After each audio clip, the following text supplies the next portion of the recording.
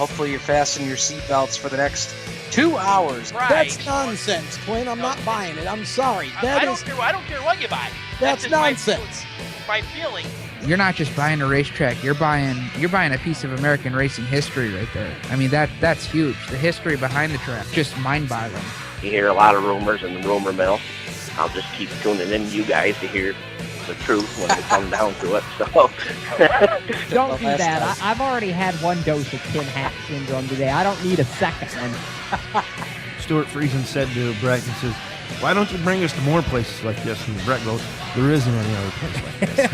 Race fans, it's time to throw it up on the cushion and get dirty. Coming to you live from the Finger Lakes and Southern Tier, it's time for Turn 5 Live. Now, your hosts of Turn 5 Live, Steve Ovens, Clint Miller, and Brad Ovens.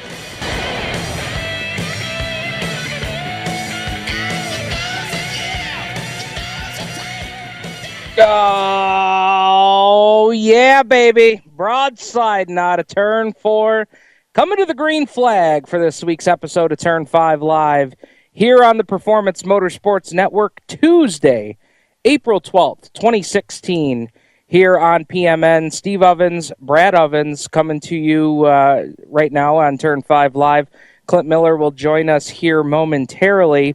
And in studio tonight, joining us for the first time for an in-studio appearance here, the driver, Brad, known as Mr. Maple Cream, Adam DelGrosso, joining us on the program. Adam, thanks for being with us tonight. Thanks for having me, guys. All right. Brad, I just have to point out, it's a couple of housekeeping items before we get started tonight.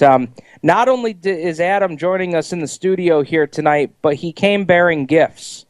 I'm sitting here in front of an 8-ounce jar, a half-pound of pure maple cream from McWhorter's Maple Cream or Maple Syrup, one of the great sponsors on Adam's car.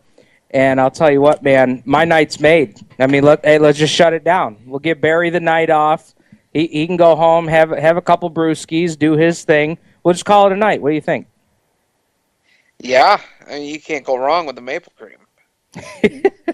It kind of makes me, I got to go buy Eggos tonight. Right, you can eat them on the way home in the car with maple cream. There you go. So anyway, Turn 5 Live this week, we've got a whole lot to talk about. We're going to do our season previews tonight for Outlaw Speedway, Woodhull Raceway, Canandaigua Motorsports Park. And gentlemen, we have, not only do we have our season previews coming up tonight, we've also got opening weekend coming up this weekend, both at Woodhull Raceway as well as at Canandaigua Motorsports Park. And I'll tell you what, if it's not the most wonderful time of the year, I don't know what is. We are getting ready to go dirt track racing here in the Northeast, and that's always a great time of the year. Guests on the show tonight, want to mention 8:30 tonight, Jared Spalding will join us studying motorsports out at UNOH, University of Northwest Ohio. He will join us on the program, former IMCA racer here in the Northeast. He will join us at 8:30 tonight. Nick Guererri from Canandaigua Motorsports Park, Crate Sportsman competitor as well, also handling the social media duties for CMP this season. He'll come on board to talk to us about Cabin Fever, their event happening this weekend at Canandaigua Motorsports Park. So a lot of exciting things to talk about. Brad, I'll tell you what, man, we're getting ready to fire up at Woodhull this weekend. Canandaigua's got some big shows going on as well. And how about it? Mother Nature actually cooperating with us. Can you believe it?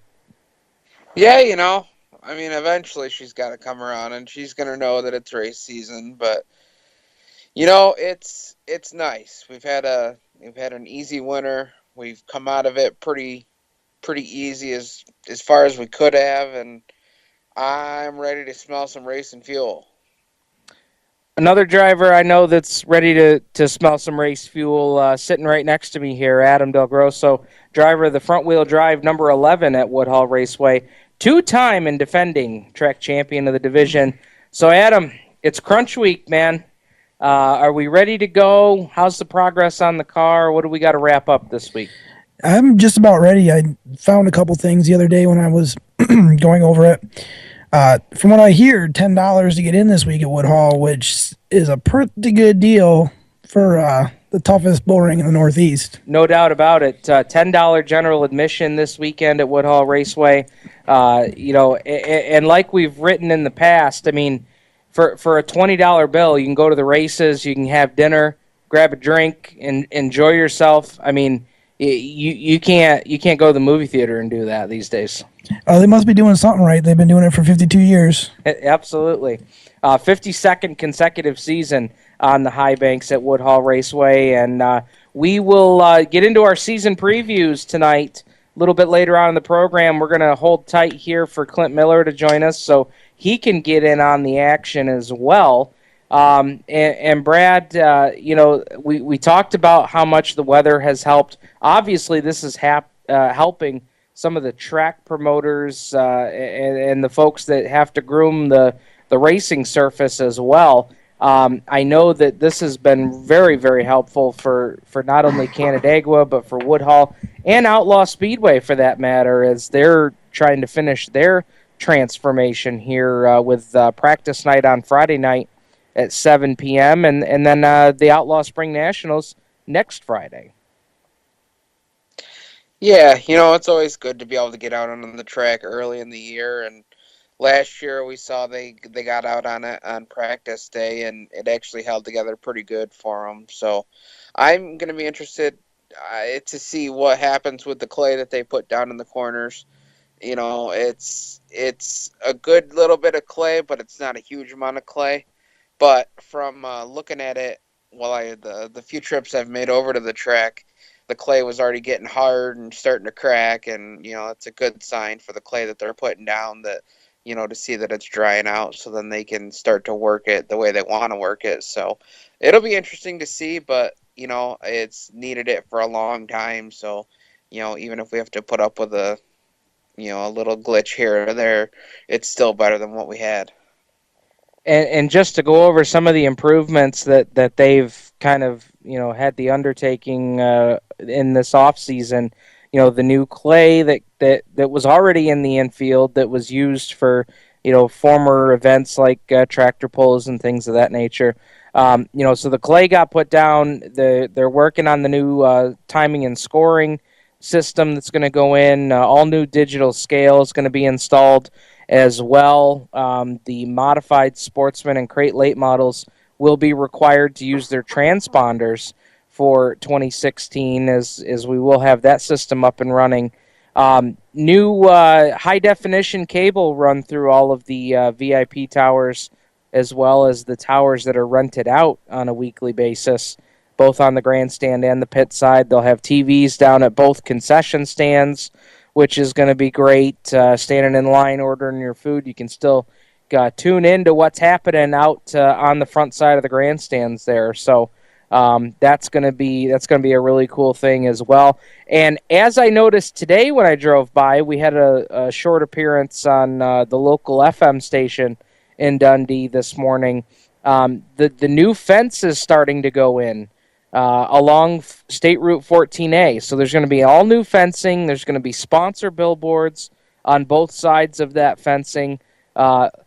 Long gone now will be the cheap seats, the infamous cheap seats out on 14A, which is going to be an improvement safety-wise there for the traffic on the state highway, and as well as getting more race fans packed into those grandstands, which I know they really want to do in this blockbuster event that's going to kick off the season. The Lucas Oil Empire Super Sprints will be in town. Modifieds, $3,000 to win, and it's the first leg of 3 races for the Insinger Performance Sunoco Outlaw Challenge. If a driver can win Friday, April 22nd, as well as the Outlaw Fall Nationals, as well as the Dutch Hogue National Open, if they can win that Triple Crown, they'll take home $25,000. So I expect that we're going to see a lot of big names come out for the opener. And we've got big names on a weekly basis. Obviously Danny Johnson going to be there weekly, Tyler Seary going to be there weekly, and if you happen to catch the Turn 5 Live Facebook page, you saw the video that we shared, promo video for opening night, and Brad, that little clip of the 5-star and the 27J making a little contact there in the promo video. This is going to be exciting. Yeah, the first time I saw that, I think my jaw kind of hit the floor, but I think it's good. It's gonna bring some interesting thoughts that if it comes down to it, the last 2 laps of the feature, and it's between the 5-star and the 27J, what's gonna happen? So I think that's great. I think it's gonna be an exciting thing to watch, and I can't wait to see the doctor hang it up on the high side. We saw him do it in the opener last year.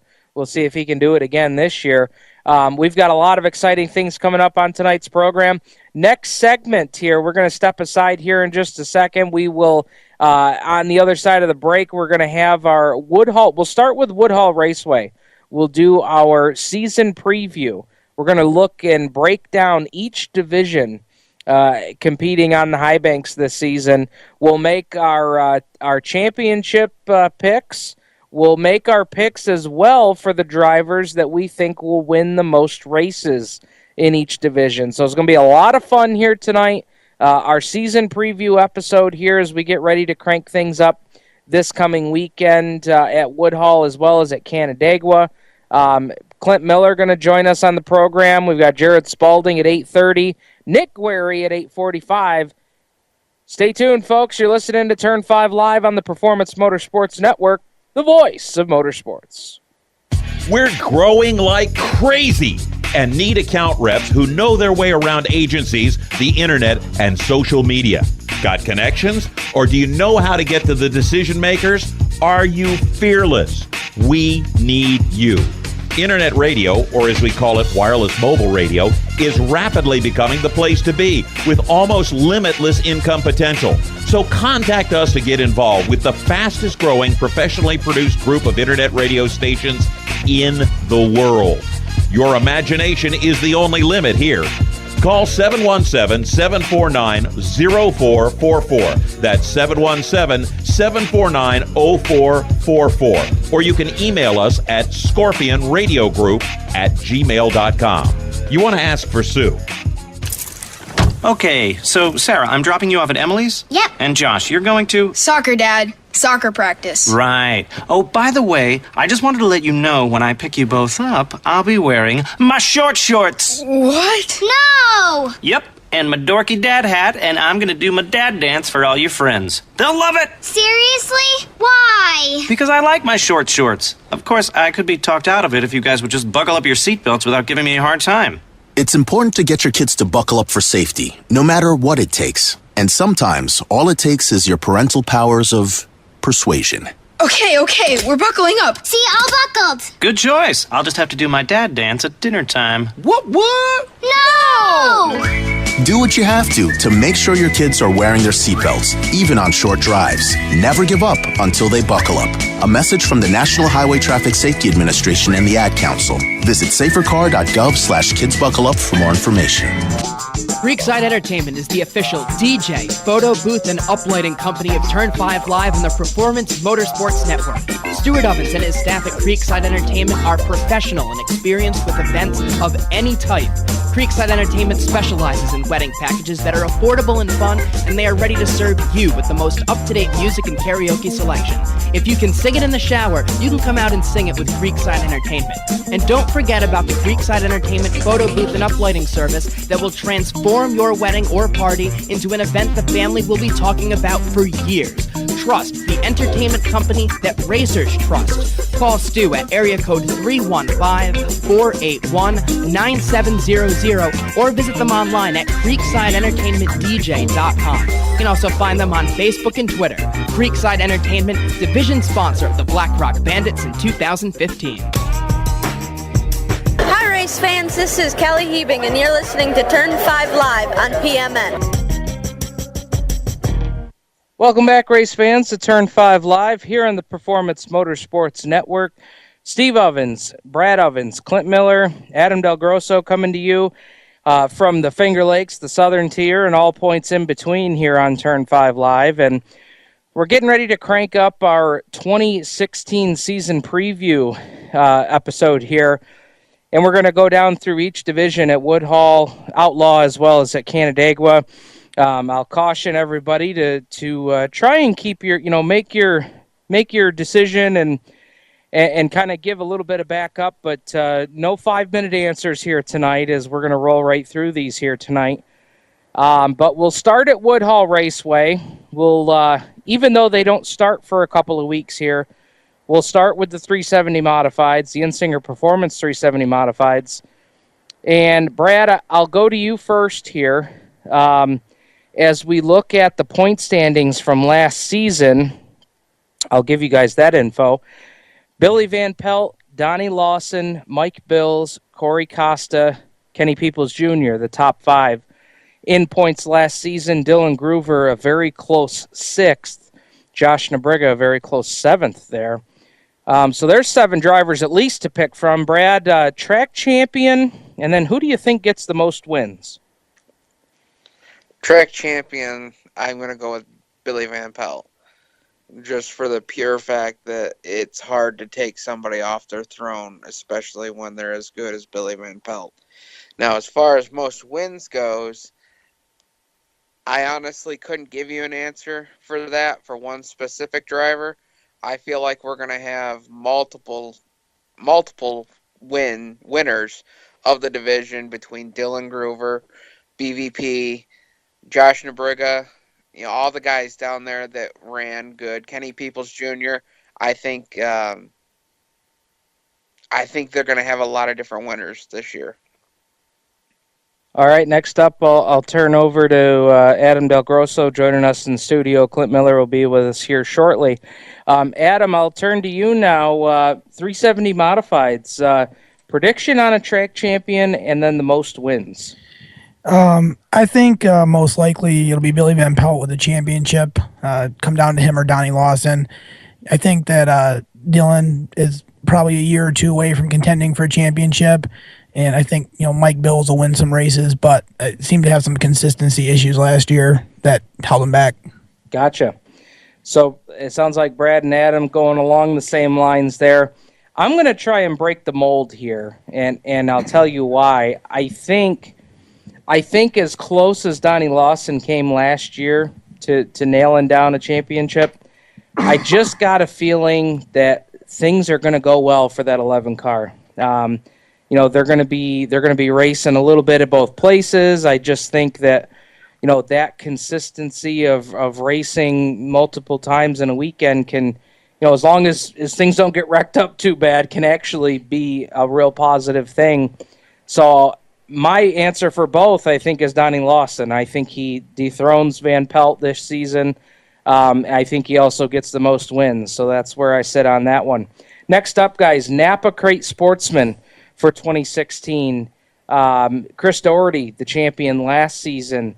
And as you look at their point standings from 2015, you've got Chris Doherty was the champion. Brandon Butler, just 7 points away from a title last year. Jacob Ginn, 3rd in points. Tim Guild was 4th, and A.J. Costley rounded out the top 5 in points. So I'll start with Adam. I know this will be a tough one here for you, but Napa Crate Sportsman, champion and most wins. Well, that is a tough one. Doherty's tough to beat. I think that it was amazing last year to watch a couple of the younger guys. I think it was Brewer and Stevie Hartman and them, just the difference that one season can make. So I think it'll be Doherty, and I think the kids will win some mixed in there. Gotcha. Brad, I'll go over to you next. Yeah, I'm going to go with Chris Doherty for championship and most wins, just for the fact that, it seems like Adam's saying, there is a lot of young talent in the field, but, it's hard to... I think you're going to have a few young guns come out and get a victory here, but I think I've got to go with the experience on this one. All right, boys. Napa Crate Sportsman, I'm going to say, and I think we saw a vast improvement out of this guy. It only came up 7 points short last season. I think Brandon Butler gets the most wins this season. Now, as far as championship goes, the question here is going to be, with Butler's wins, can he get the consistency to go with it to get the championship? Now, with how they ran last year, I think he does. I think that he can win the championship and the most wins. We'll see what happens, but there's our picks on the Napa Crate Sportsman. Moving over to the SLW Awards 360 late models. Glenn Reitner, what more do you need to say there? Multi-time champion in the division. He got the championship last year. Steve LeBaron was second, Carl Hughes third, Mick the Quick Seeley fourth, and Jason McGregor the top five. Brad, is there anybody that's gonna give Reitner a run for his money here? If I don't think so, no. I think he's got a lock on the field, and if he races anything like his car looked at the Woodhull Mall show, he's going to be putting it in victory lane quite a few times this year. All right, I'll move over to Adam. Adam, give us your pick on the 360s. Well, first I got to make sure to throw in, I told my kids at home I was going to say hi, and it's almost their bedtime. So, hi, Camden and Kira. Listen to Andrea and go to bed when it's time.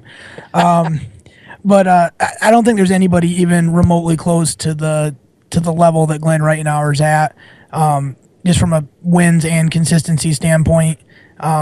I think part of the problem is you're not really seeing a lot of newcomers to that class. A lot of them are going to the crate late models instead.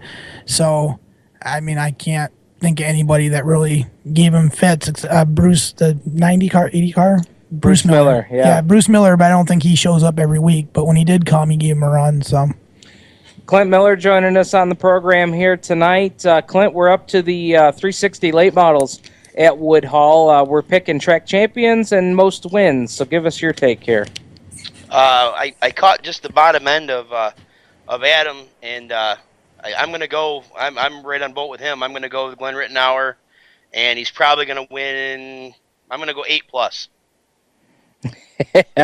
8+. All right, man. Well, that could happen. It could happen.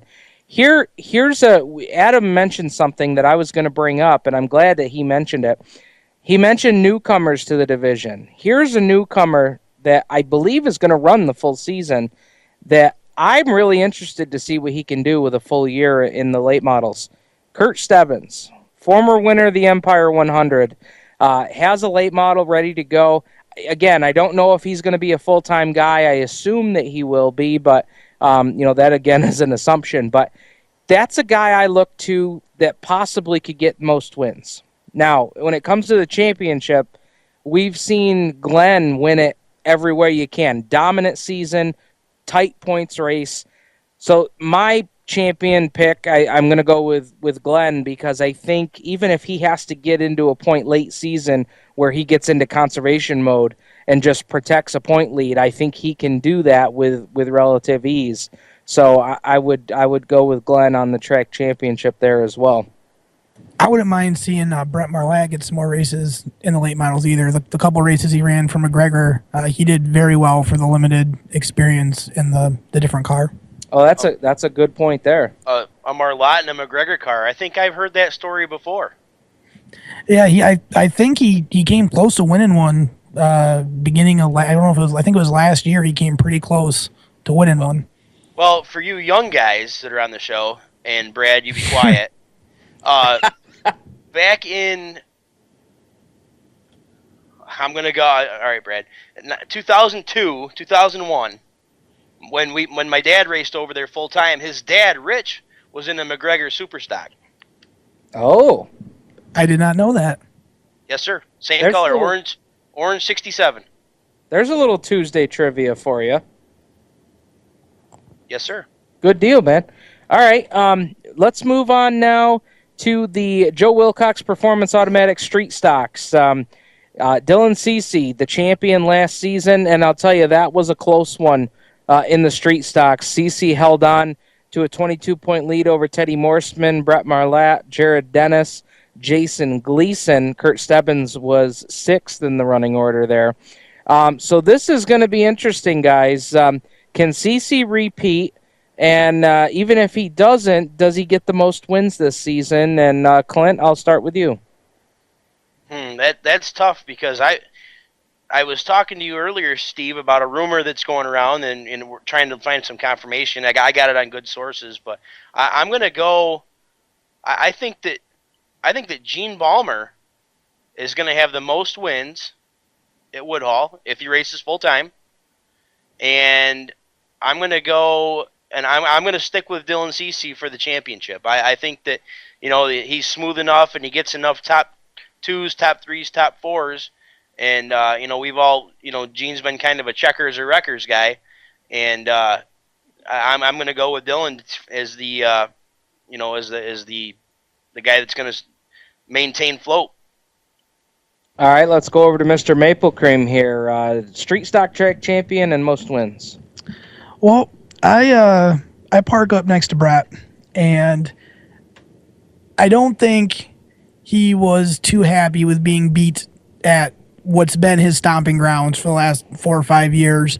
So if I know him and Richie, I'm assuming they've been working pretty hard in the off season.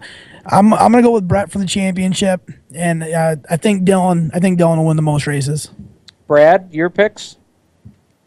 I'm going with Dylan Cece for the championship with the consistency and the runs that he's had and the most wins. I'm going to go with Dylan again because I think he and Dylan Potter really have a good connection going on there. Here's my picks here. Most wins this season. I will give that nod to Brett Marlatt. And in a nail-biter, Teddy Morseman for the track championship. And that will be a battle on championship night. Remember, folks, if it happens, you heard it here first. We've got to talk mini stocks, front-wheel drives, and Woodhull Warriors on the other side of the break. Here on Turn 5 Live on the Performance Motorsports Network, the voice of motorsports. Max Dairy Bar is a proud supporter of Turn 5 Live and the Performance Motorsports Network. Opened in 1974, Max Dairy Bar has been a Penn Yan, Cayuga Lake, and Yates County staple, serving the best Hershey's hard ice cream. They also have soft serve ice cream, their weekly yogurt special, sorbet flavors, gluten-free options, frozen Greek yogurt, and non-dairy lemon ice. Don't forget about their tricky 18-hole putt-putt course that will test your skill to see if you have what it takes to be a champion. Max Dairy Bar and Mini Golf, located on State Route 14A, just south of the village of Penn Yan, right on the way to Black Rock Speedway on Friday nights. Visit them online at www.maxdairybar.com or Max Dairy Bar on Facebook and Twitter. Stop by Max Dairy Bar and tell them Turn 5 Live sent you. We're growing like crazy and need account reps who know their way around agencies, the internet, and social media. Got connections? Or do you know how to get to the decision makers? Are you fearless? We need you. Internet radio, or as we call it, wireless mobile radio, is rapidly becoming the place to be with almost limitless income potential. So contact us to get involved with the fastest growing professionally produced group of internet radio stations in the world. Your imagination is the only limit here. Call 717-749-0444. That's 717-749-0444. Or you can email us at scorpionradiogroup@gmail.com. You want to ask for Sue. Creekside Entertainment is the official DJ, photo booth, and uplighting company of Turn 5 Live and the Performance Motorsports Network. Stuart Ovens and his staff at Creekside Entertainment are professional and experienced with events of any type. Creekside Entertainment specializes in wedding packages that are affordable and fun, and they are ready to serve you with the most up-to-date music and karaoke selection. If you can sing it in the shower, you can come out and sing it with Creekside Entertainment. And don't forget about the Creekside Entertainment photo booth and uplighting service that will transform your wedding or party into an event the family will be talking about for years. Trust the entertainment company that racers trust. Call Stu at area code 315-481-9700 or visit them online at creeksideentertainmentdj.com. You can also find them on Facebook and Twitter. Creekside Entertainment, division sponsor of the Black Rock Bandits in 2015. Hi, race fans. This is Nick Cooper, and you're listening to Turn 5 Live on PMN. Nick Cooper bringing us back from commercial break here on Turn 5 Live on PMN. Stephen and Brad Ovens, Clint Miller, Adam DelGrosso joining you on tonight's program, doing our season previews. Let's get right back into it. Woodhull Raceway, Doherty Auto Sales Mini Stocks. Rich Sharpstein ran away with it last year, had 2 full point races lead at the championship night. He got the championship over Brian Grant Sr., Rick Amadon, Ron Daly Jr., Chip Warner, the top 5 last season. Champion and most wins. And guys, we do know now that Rich Sharpstein, after, essentially falling off the face of the planet race-wise this offseason, is building a mini stock, going to defend his championships at both tracks. So, Brad, I'll start with you. Does Sharpstein repeat this year? If he puts together a piece, of course, anybody could say that. I don't think he does this year. I think with everything that's changed over the off season, different people going to different places, the fact that this car hasn't really been a long progressive, working over, I think he'll win races. There's no doubt about that. But a championship, I see somebody else coming out on top this year. All right. We'll move over to Clint. Clint, what do you think, my man? Champion and most wins? Let's see. Champion, I'm going to go with as long as he's running full time. And again, not, Woodhull's only been my home track for 1 year. I'm going to go with Ron Daly Jr. I know that he is. I know that he's got a stout piece, and he was champion before he tried moving up. So I'm going to go with him and for the champion, and I'm going to go with Rich Sharpstein as getting the most wins. Now, Adam DelGrosso shaking your head yes in agreement with Clint. What do you got, my man? This is the one I was not looking forward to because it's the toughest one. The way I look at it, you got Sharpstein and Daly. That's a tough one. And then you got Amadon, who bought Sharpstein's car from last year that he won all the races with. I think the championship is gonna come down to the wire, but I think it's gonna be the X car over Daly, and I'm gonna have to say Sharpstein wins the most races too. In that class, it just seems like there's one guy that hits his setup every year and just wins 10. The last 3 years, I think the champions won 8-9 races. Well, I here's my take on it, guys, and this is what I'm kind of thinking here. And again, a lot of these drivers to me too are going to be kind of new coming in as a first-year announcer there at Woodhull. But I'm really looking forward to seeing this battle between Brian Grant, Ron Daly Jr., Rick Amadon, and Rich Sharpstein. I think these guys are going to go back and forth all season long. I think Ron Daly Jr. gets the most wins. And in a close battle, I think he pulls out the championship too. So we'll see what happens there. But those are our picks for the Doherty Auto Sales mini stocks. And then, of course, we move on to the Woodhull Auto Supply front-wheel drives. And a gentleman here in studio going for 3 straight track titles. And Adam, nobody's won 3 titles. You've kind of laid out the gauntlet for your competition. So I guess it's appropriate we start with you. This is, I thought the mini stock one was tough. I don't want to get anybody fired up. I'm not sure who's listening. I think that I know we have some new cars coming this year. Dave Richmond built a brand new car. He drove one of Bird's old cars last year, and I think I'd have to say I'm feeling pretty good about myself for the championship. Sure. I don't think I have to win 9 races like last year to do it. I could win a couple and just finish in the top 3 every week. But it's going to be a lot harder to win a lot of races this year. Sean Gleason picked up that Prelude from Freeland and won the day he bought it and was in contention the rest of the time too. So is that the car that he destroyed at Black Rock at the time?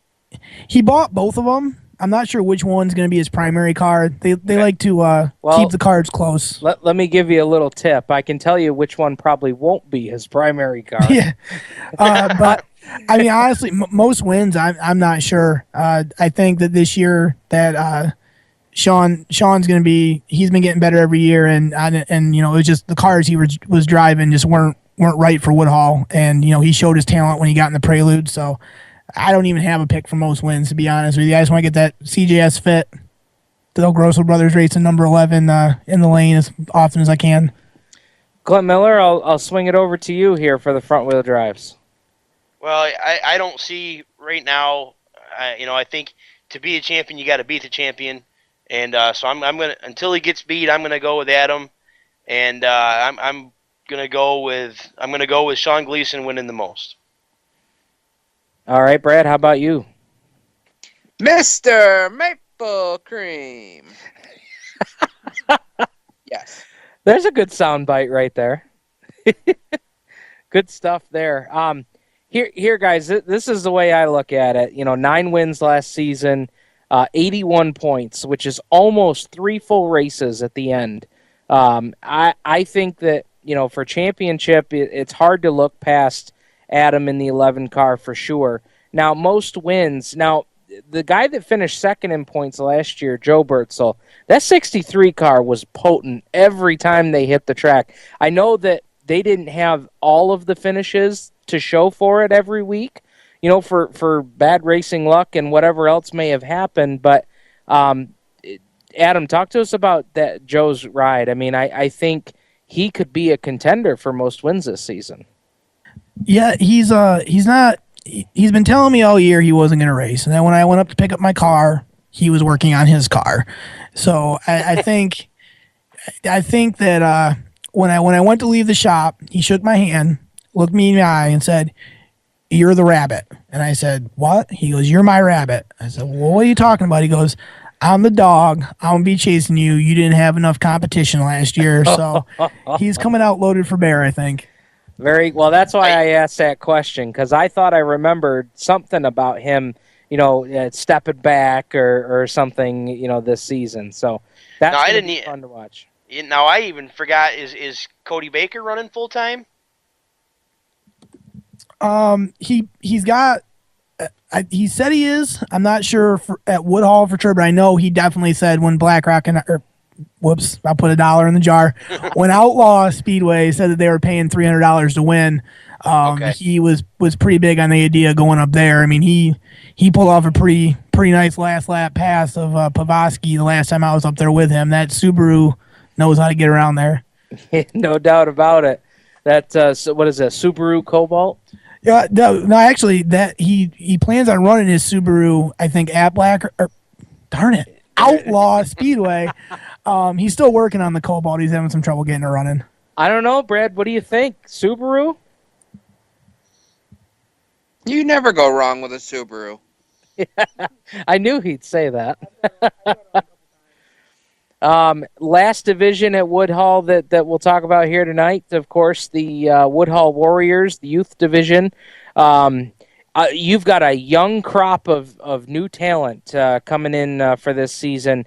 You've got the Piotrowski drivers. You've got, here's another name that we just talked about tonight in the press release that went out.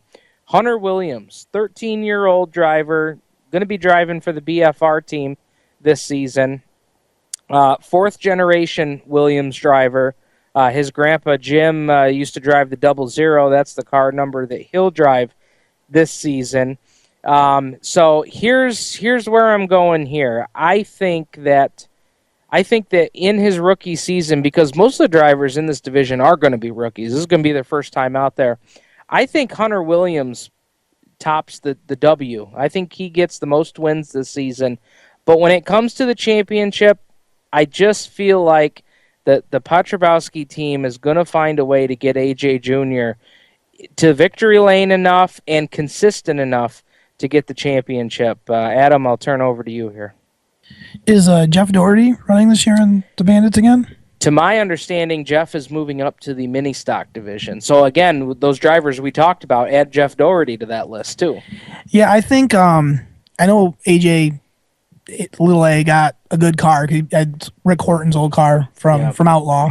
Yep. And I think little AJ is going to win quite a few but I'm also excited to see what a fourth generation driver can do on the high banks as well. What do you think, Clint Miller? Fourth generation Williams out at Woodhull this season. That's got to spell good things.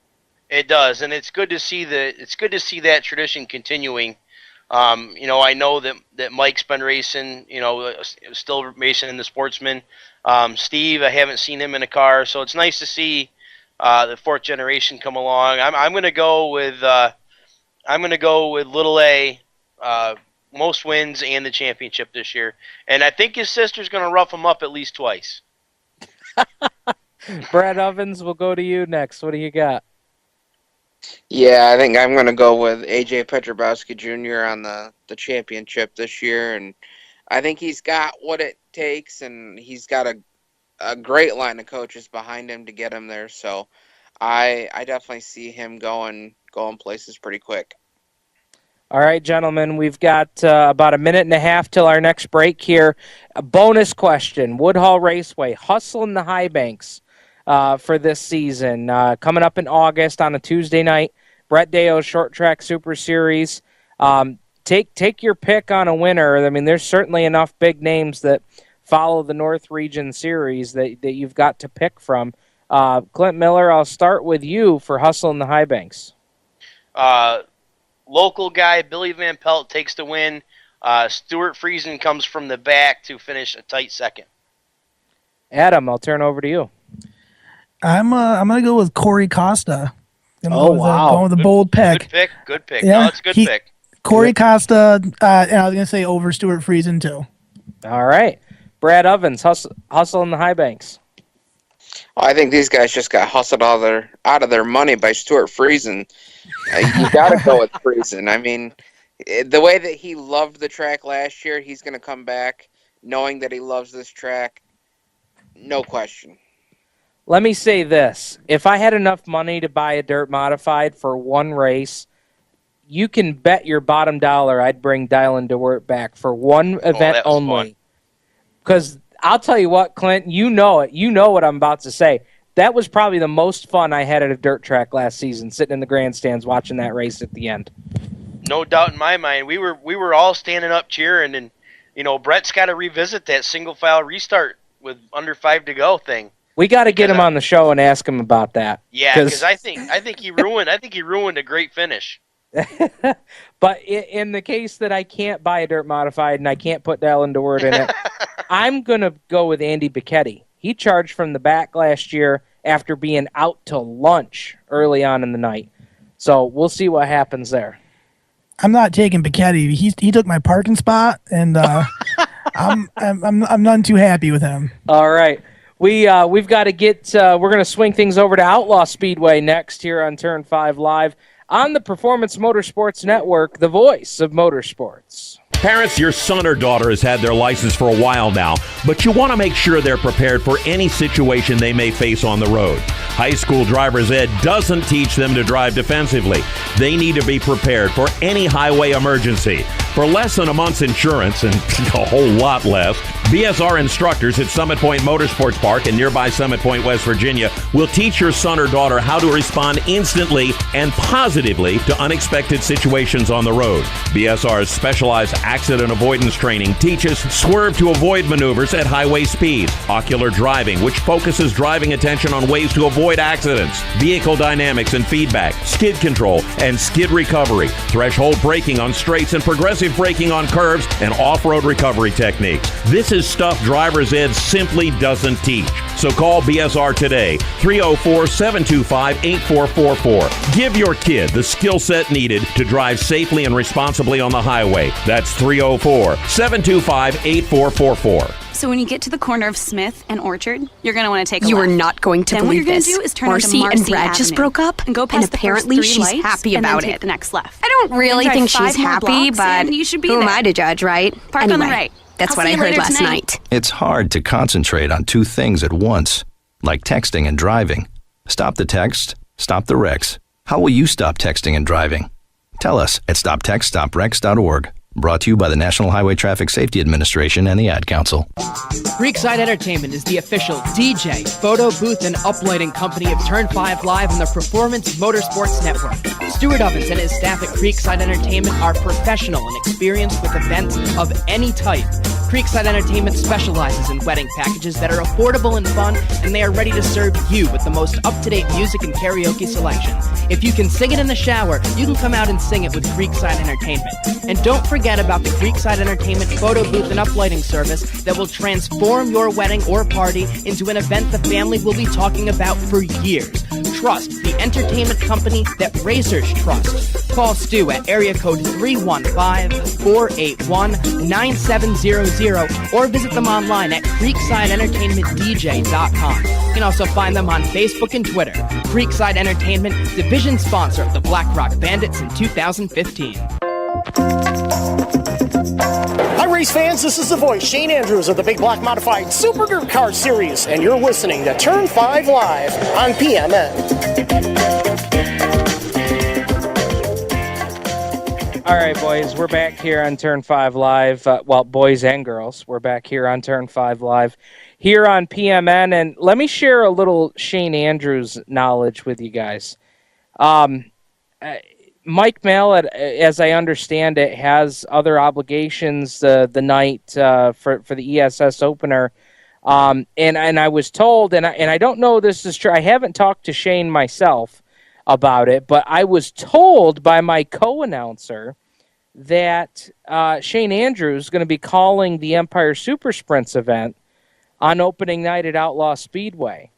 Now, if you were to tell me here, I don't know, even 3 months ago, that I'd be sitting on opening night next to Mel Thomas at a dirt track in Dundee called Outlaw Speedway, sitting next to Shane Andrews calling the action, I would have told you was either drunk and hit your head or you was just plumb crazy.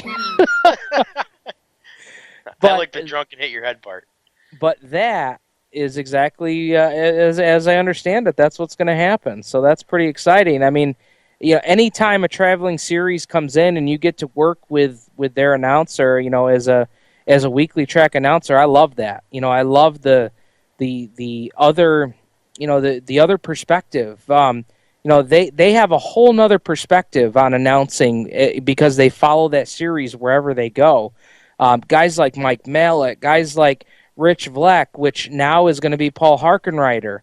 You know, when Adam Buchanan that follows the Go Nuclear late models, you know, when those guys come in, what a ball it is to get a chance to be on the mic with somebody that you don't work with, but maybe a handful of times a season. And and if you listened into our Motorsports Expo show from last season, the microphone that Adam is holding tonight to talk into, Shane Andrews loved that microphone. Matter of fact, he took a selfie with it and posted it on his Twitter account. Guys, I think I'm going to have to bring this mic for Shane Andrews for opening night. Absolutely. Oh, he'll go bananas. He'll go bananas. That would be great. All right, guys, we're moving on. Programming reminder, we've got Jared Spalding coming up at 8:30 tonight. He's going to join us from the UNOH shops out in at the University of Northwestern Ohio, where he's continuing his studies and racing for the UNOH team. He's going to tell us all about that, as well as share a little different schedule that his sister Nicole's going to follow this season. So stay tuned for that. Also, 8:45, Nick Guererri will join us to talk about Cabin Fever 2, which is part of the Super Gen Products Grit Racing Series that kicks off this weekend at Canandaigua Motorsports Park. 2 big nights of racing at Canandaigua, Friday and Saturday. Nick will tell us all about it at 8:45. So, guys, let's move on to Outlaw Speedway, our champions and most wins.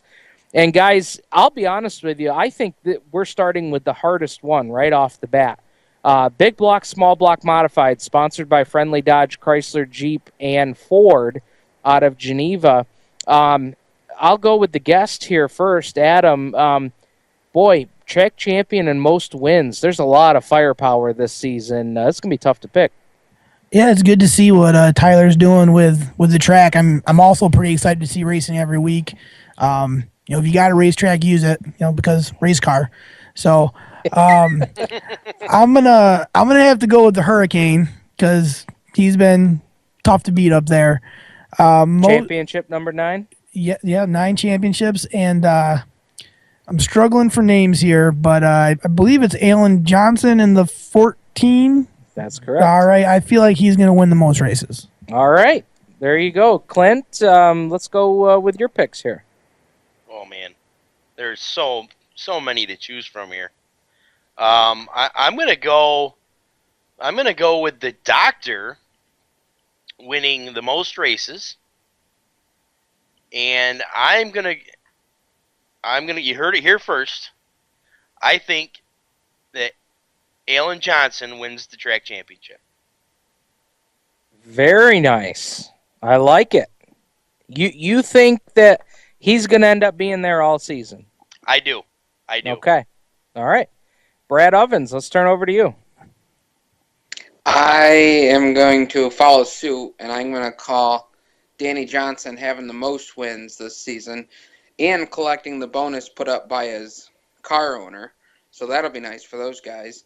But I'm also going to put the Doctor on top because I think they'll have the consistency. He's going to have the drive. As long as he can keep the tires under him, he's going to be the one on top. I could be wrong, but isn't the Doctor sponsoring our guest later tonight, or one of the Guererris I thought I saw on Facebook was getting sponsored by the Traction Grabber this year? They're actually going to have the Traction Grabbers at their trailer at all the events they race at. So if you're in an event where the 27J is not racing, like all the Grit Series races, you're going to have an opportunity to talk to those guys about grabbing yourself, no pun intended, a Traction Grabber.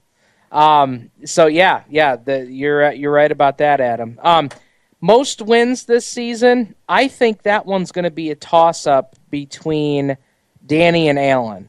I'm not, Clint. I'm not 100% sold that Alan will be there every week. I hope it happens, but I'm not there yet. I could be real easily, but I'm just not there yet.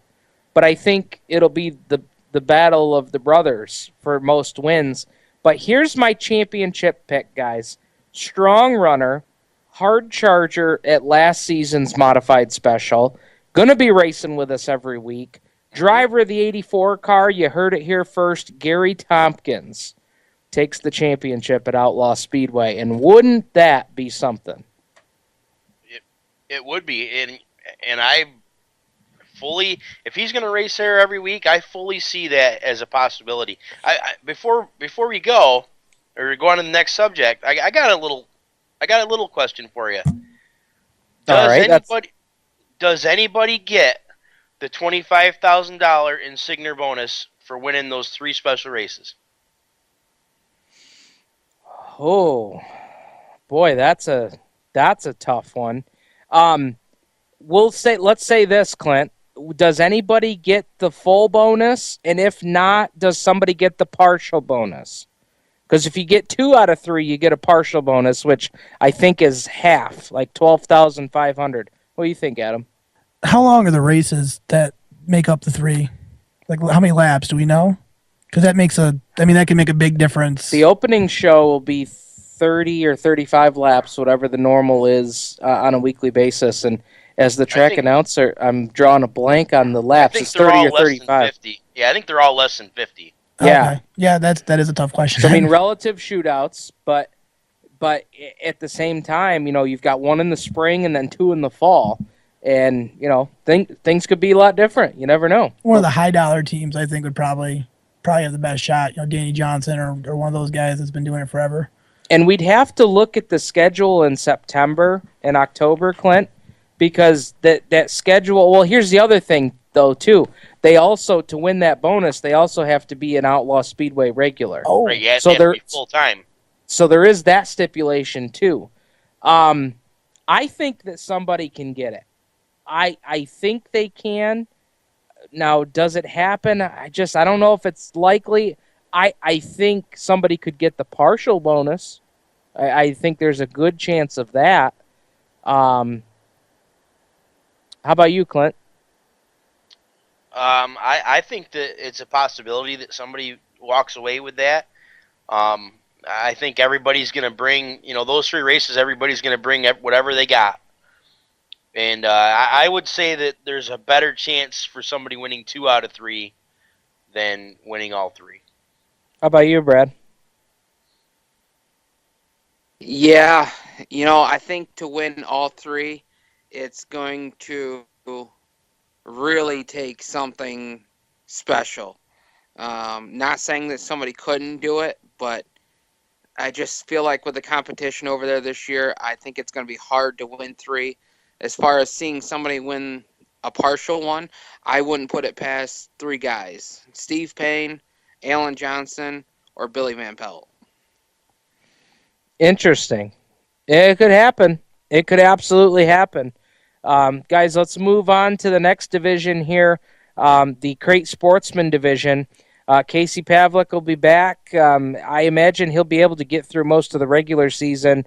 Of course, they're expecting twins by season's end. So, but I think as far as the regular season goes, he should, and he's going to be teamed up with Mashesky Motorsports for this season too. So you've got that factoring into it as well. Steve Gray, it looks like, moving up to the modified division, so I don't know that we'll see him on a regular basis, but you got a whole host of sportsman guys that are going to battle. Brad, I'll start with you here with the Crate Sportsman. Does Casey get the 3-peat? And if not, who does and who gets the most wins? Boy, that's a tough one. It's always tough when you see a guy move over from his own equipment to somebody else's equipment to say, is he going to be as dominant? Now, I expect Casey to take care of the equipment just the same as he would his. So just on the fact of that and knowing who he's racing for, I'm going to say Casey picks up the championship. And as far as the most wins, I think we're going to see another onslaught of multiple winners. So I really couldn't pick just one. How about you, Clint? Well, see, just like Brad said, this is tough because I think there's going to be a bunch of guys that win 2 or 3 races, and maybe somebody comes out with 4 or 5. But I'm going to go for the most wins. I'm going to go with Casey, barring that he's there every week, and I think that your 2016 Sportsman Champion is going to be Chris Fisher. Did you know that I was going to pick Chris Fisher? Did you know? No, it doesn't mean you can't. All right. Well, I'm picking Chris Fisher, and I said it. You think about how much bad luck Chris Fisher had last season, and to still only be 50 points out of the lead in the championship at the end of the season is just flat incredible. He had some if it happened last year, it happened to Chris Fisher. So I agree. I'm taking Chris for the championship this season. Boy, most wins. I think there's going to be some new competition this season. I think that. I think we might see Ross Vleck a whole lot more than we did in seasons past. But I'll tell you, if Casey Pavlik gets on a roll, I don't know how anybody's gonna beat him for most wins on the year. That's where I'm taking that one. How about you, Adam? Nobody can run the outside better than Casey Pavlik. There's no doubt in my mind. I honestly, I didn't know Steve Gray was moving up because I was going to pick him for most wins. But I don't think that Casey's going to repeat. I think he'll be bad fast, but I think with the learning curve that comes with running for a new team, I think he'll probably end up with the most wins. And I'm going to go with Chris Fisher for the championship. Here's a pick, guys. You want to, I hate to call any driver a dark horse, but you want to make a dark horse pick. What about a guy who got some awesome experience last year, has a win last year, and could really make things happen? No, not Jordan Seary. He moves up to the modifieds this season. What about Jake Gin? What about Gin and Tonic? Can he get it done? I think maybe he could. I think he could pull down more wins, be a contender for the championship, and boy, that would be exciting to see as we see more young drivers start to take the torch here on the local dirt track scene. Coming up next, we got Jared Spalding. He's joining us from the UNOH shops out in Ohio. Jared Spalding will be on Turn 5 Live next, here on the Performance Motorsports Network, the voice of motorsports. You own a performance car and you know how to drive, but you want to learn real performance driving. Well, Bunky, get that car off the street and onto the track. Summit Point Motorsports Park, the Mid-Atlantic's premier road racing facility, located just over an hour from D.C. in nearby Summit Point, West Virginia, is the place to go. And you'll find that Friday at the track is going to give you what you need. For less than a monthly car payment, you can attend this regularly scheduled one-day instructional event in your street car on one of Summit Point's 3 world-class road racing circuits. You'll receive classroom instruction, skid pad instruction in their cars, including front and rear skid control, and 4 20-minute in-your-car instructional sessions from a professional instructor. Have fun, go fast, and really learn how to drive. Call 304-725-8444 for class schedules and details. That's 304-725-8444. Friday at the track at Summit Point Motorsports Park. Green light. Hey girl, school zone. I'm getting hungry. Car changing lanes. You want to meet me for pizza? Stop sign. Intersection clear. Yeah, street. Pizza sounds good. Ball in street? Girl in street! It's hard to concentrate on 2 things at once, like texting and driving. Stop the text, stop the wrecks. How will you stop texting and driving? Tell us at stoptextstopwrecks.org. Brought to you by the National Highway Traffic Safety Administration and the Ad Council. Here's an important message from RAD and this station.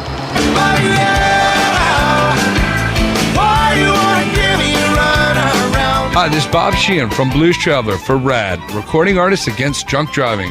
I like to party just as much as the next guy, maybe even more. But the one thing I won't do after I've had a few is get in the car and drive. Don't blow it.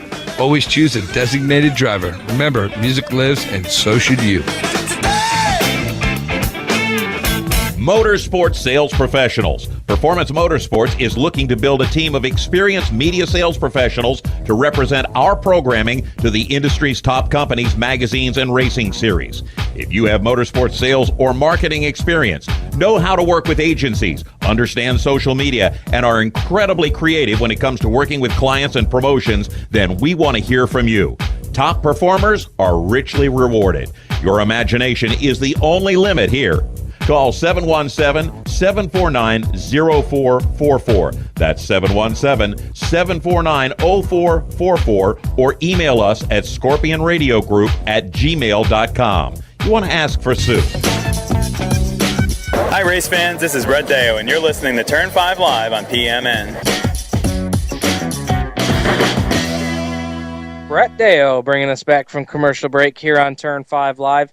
Brett Deo's got a big show coming up at Bridgeport on Sunday, the next event for the Short Track Super Series South region, presented by Velocita. So check out Short Track Super Series on Facebook for their big event coming up on Sunday.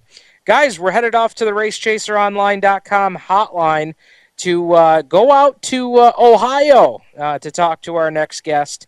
Former IMCA modified competitor here in the Finger Lakes in the Southern Tier, now pursuing his studies out at the University of Northwestern Ohio.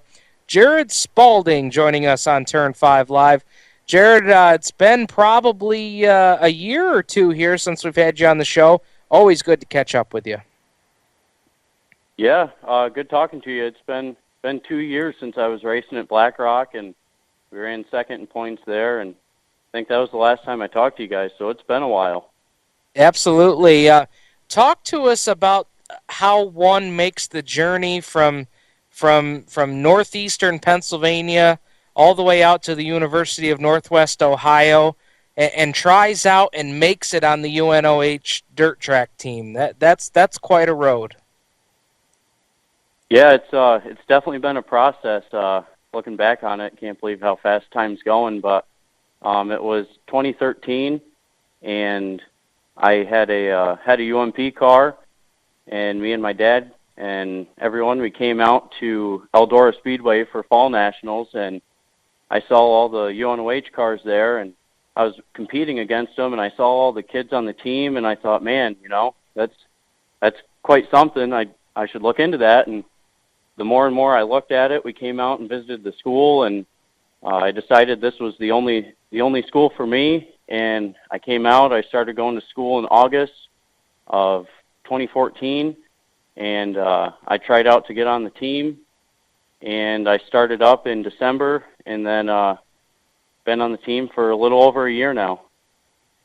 Now, what's the process like? You said you tried out for the team.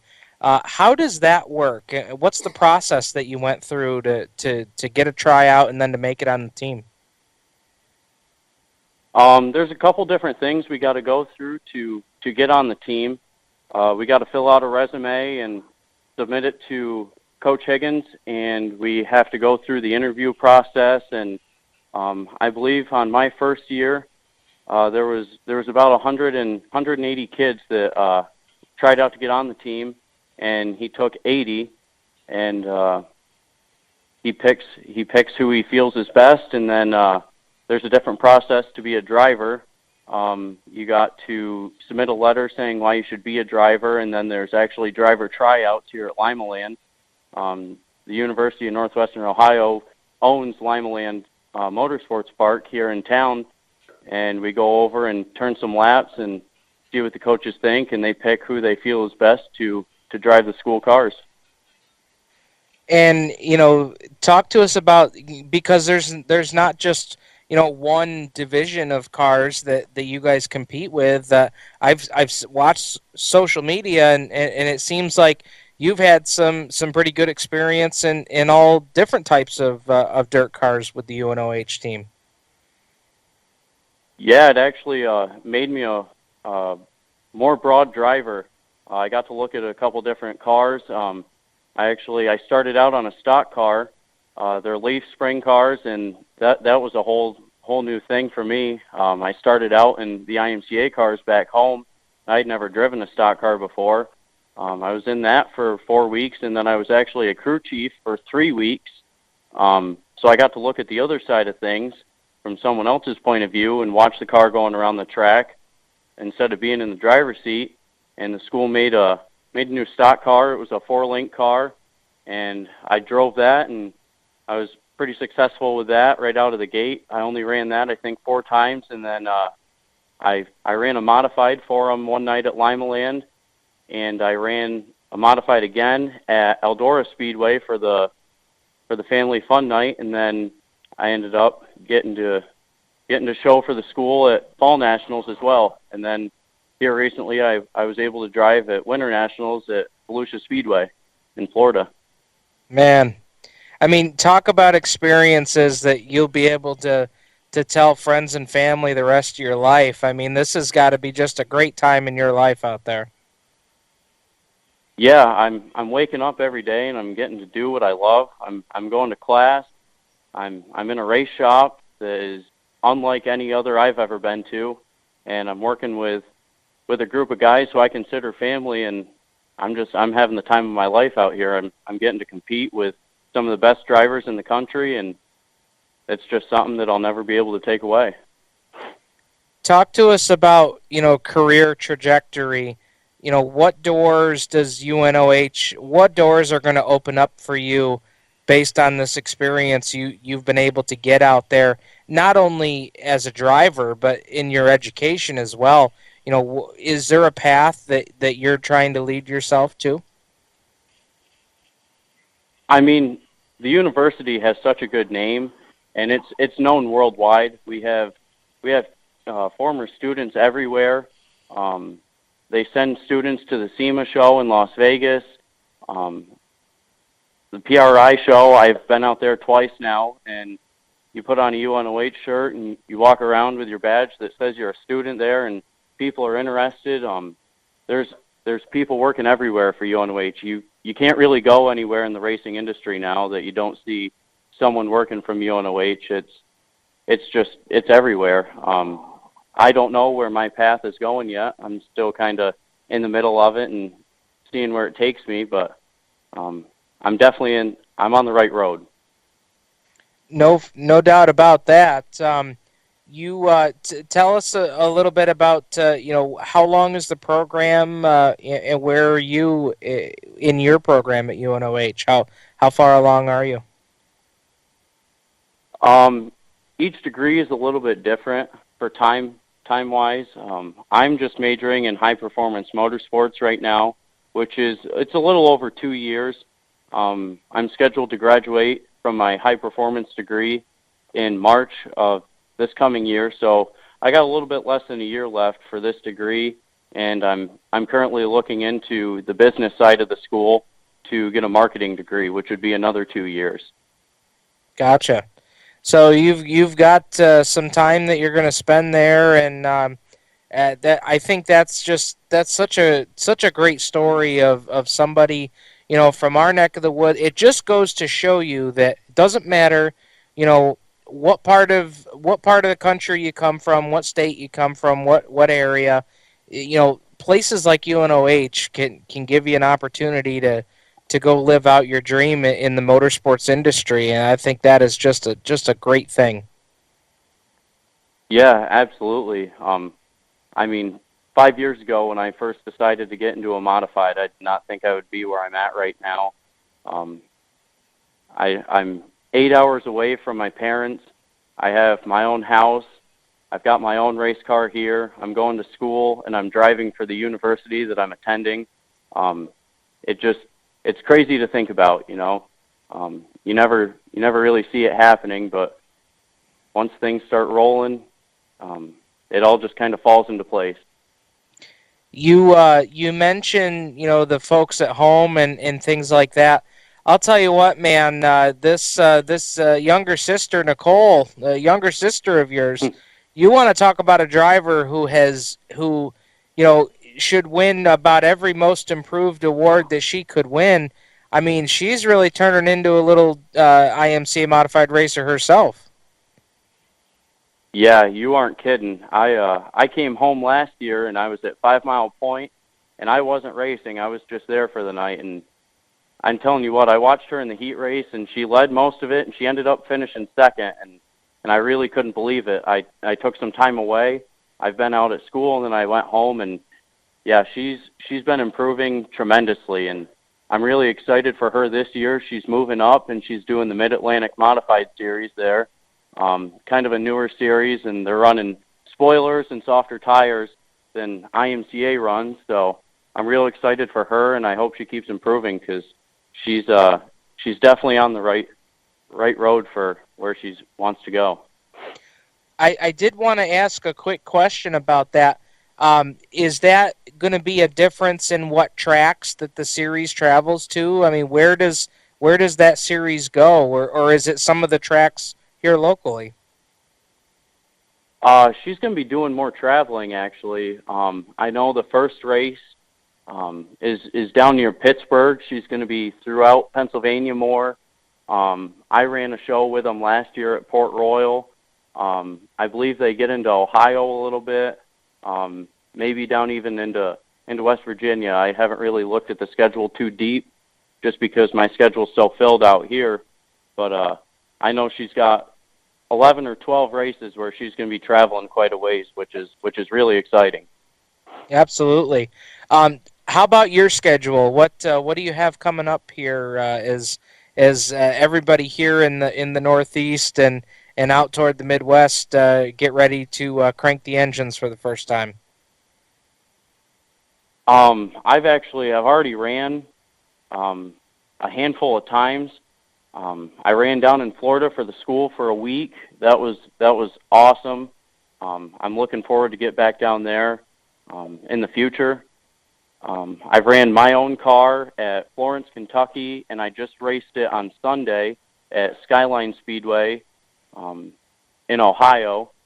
And I'm planning on running Eldora Speedway with my own personal car every Saturday night that they run, and I will be at Limeland Speedway with the UNOH every Friday night that they run. Well, that's awesome, man. It's been a pleasure to catch up and kind of see, what one of our local guys is doing out there. And I'll tell you, between getting to drive for UNOH and still having an opportunity to maintain your own car to go race when you'd like to, I'll tell you what, man, just keep pinching yourself. That's a great deal out there. Yeah, thank you very much. Thanks for having me. It's been a blast. Look forward to talking to you again soon. Absolutely. Jared Spalding joining us on the RaceChaserOnline.com hotline. Clint Miller, before we hit the break here, I'll tell you what, there's a young man just out there at UNOH living the dream.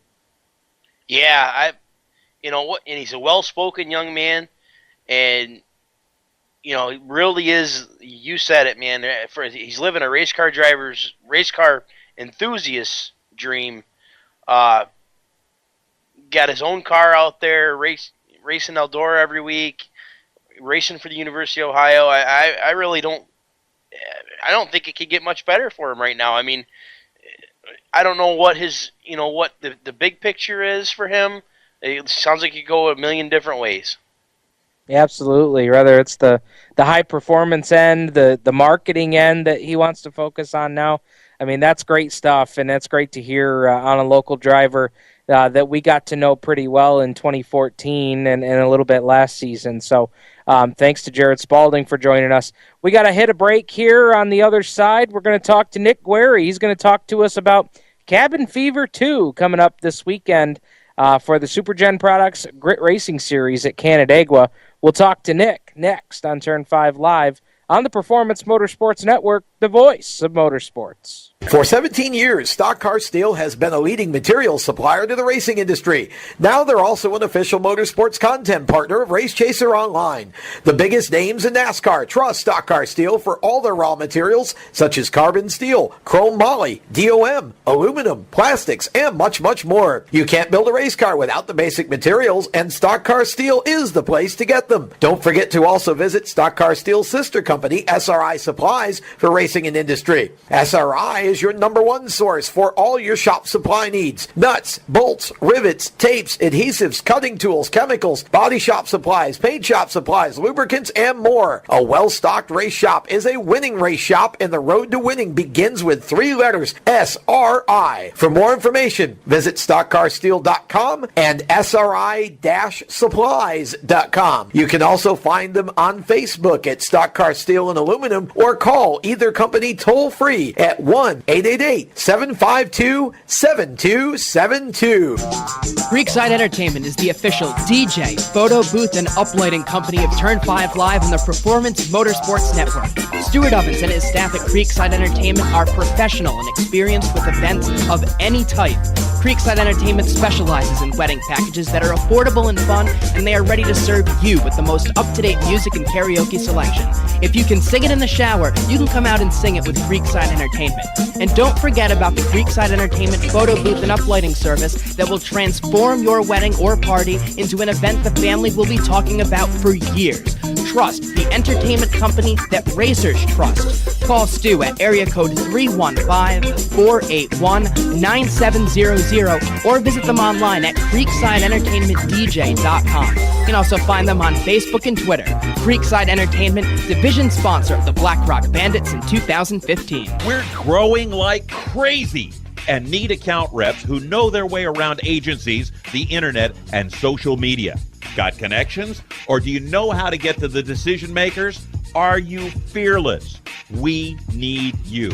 Internet radio, or as we call it, wireless mobile radio, is rapidly becoming the place to be with almost limitless income potential. So contact us to get involved with the fastest growing professionally produced group of internet radio stations in the world. Your imagination is the only limit here. Call 717-749-0444. That's 717-749-0444. Or you can email us at scorpionradiogroup@gmail.com. You want to ask for Sue. Hi, race fans. This is Mills Family Racing, and you're listening to Turn 5 Live on PMN. Welcome back, race fans, to Turn 5 Live here on the Performance Motorsports Network. Steve Ovens, Clint Miller, Brad Ovens, Adam DelGrosso joining you on the program tonight. And We'll be talking to Nick Guererri here momentarily. He's going to talk to us about Cabin Fever 2 coming up this weekend at Canandaigua Motorsports Park. Adam DelGrosso, we were just talking here a second ago, and I'll tell you what, man, this has been fun having you live in the studio. I've had a blast. I gotta say though, I've never been to Canandaigua. No, ever. okay, never ever. I'm gonna have to try and make a trip up there because I hear good things. Well, let me tell you, I just happened to be looking at the schedule here for Woodhull, and I happened to see a Saturday night where they're gonna have a tractor pull. I'm gonna have to talk to the boss about that one because that's when vacation's scheduled. But okay, I would like it's Land of Legends, right? That's correct. The nickname for that track. Yes, sir. Is it a big track? Half mile. Really? Half mile. Yep. All right, I might have to make a trip up there this year. Clint Miller.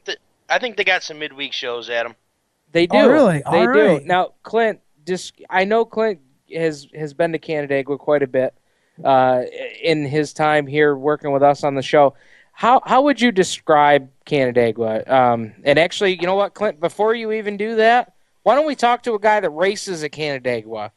He can tell us what Canandaigua is like. Nick Guererri joining us on the RaceChaserOnline.com hotline. Nick, thanks for joining us, brother. Hey, guys, how are you? Oh, we're doing good, man. We were just talking Canandaigua Motorsports Park, and things going to be getting cranked up this weekend. I'm sure everybody over at the Back Row Gang's real excited.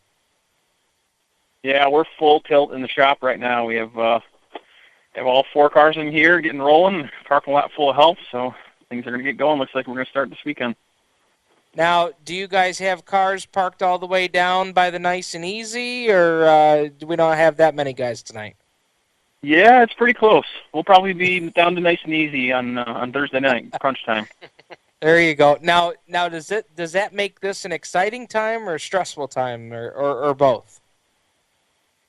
A little bit of both. I mean, you always have those nervous butterflies going into a season, and hoping for high expectations, and sometimes you run into problems along the way, but you can't wait to get going. So hopefully everybody has an incident-free season, and just can't wait to get going. Now, before we talk about Cabin Fever 2, which we're going to do here in a second, you talk about, wanting to get the season started off on the right foot. Did we just kind of, did we write 2015 off as just you know what, nothing went right last year, we're ready for 2016? Is that where we're at now? Yeah, absolutely. And I couldn't wait to get done with 2015 and get started on a new year. Looking back at it, it probably made us stronger as a team because we didn't give up. We fought through it, made every race, and supported our sponsors and held our heads high. We struggled, but everybody stuck with us, and the team was still there, supporting me every week, and the sponsors stuck with us. So we're really looking for big things in 16 and put that year behind us and chalk it up as a lesson learned. And not only did the sponsors stick with you, I'm always impressed with the group that you guys have that come on board year after year, and yet still you guys still find ways to bring new brands on board to support the race team, and you guys never quit and always take great care of your sponsors, and it shows when you can bring new guys on every year.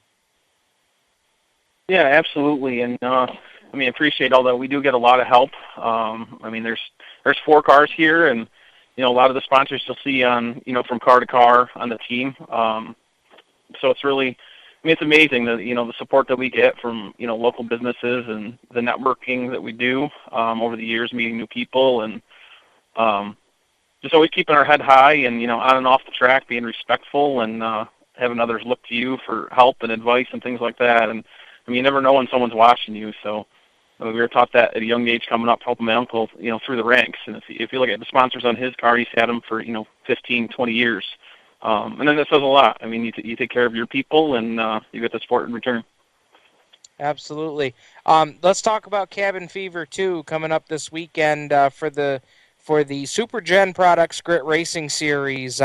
This is an event that you really have taken the bull by the horns with for the second season now. Tell us a little bit about this year's running of it, of Cabin Fever.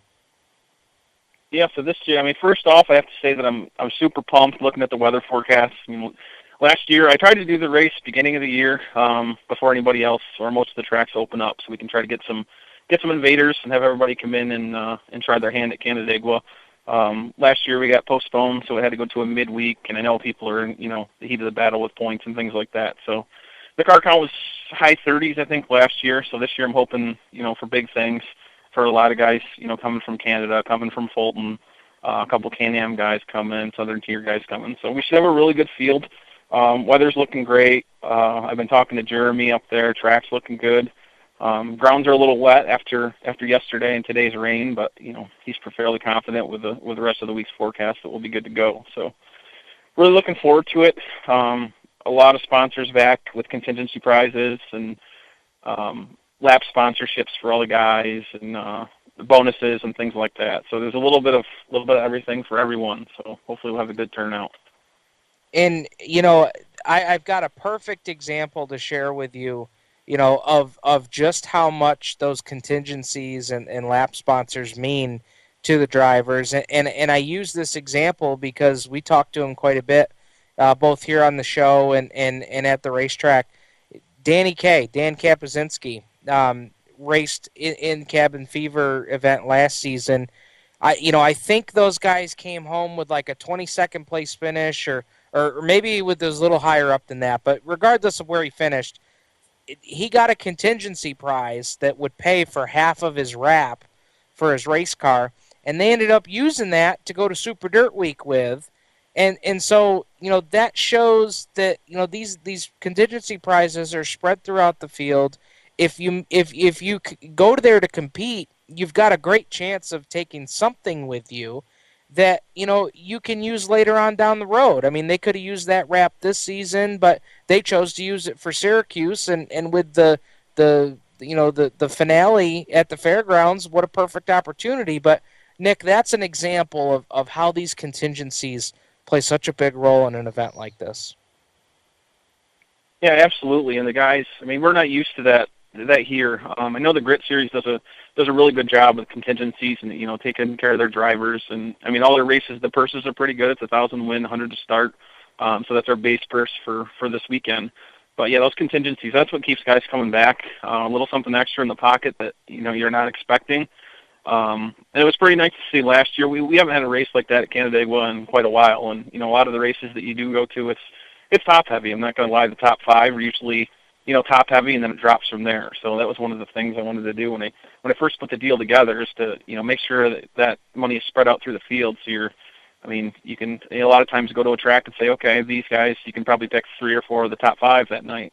But the guys 6th through 24th, those guys work just as hard to get to the track, and they bring just as many people to the track as anyone else. So it's pretty nice to get those guys a shot to go home with like you said, a wrap or a set of bumpers or doors and quarters or a champion generator, a winch. I know we gave a winch away to the first car out of the race last year. I mean, the first car didn't qualify in the Consi, the first car out, so those guys went home with a winch. So it's just a little something to keep people coming back and let them know that I appreciate their support. You talk about winches and generators. I want to get a plug in on that because you guys got a unique program for Friday and Saturday night's action. Tell us a little bit about that program. Yeah, Paul Cole's been a huge supporter. First of all, with the track. I mean, he started out with Canandaigua before he started helping our team, and he came on board with all of us at our personal team here. But when I brought up the idea of Cabin Fever last year, he was one of the first ones to hop on board.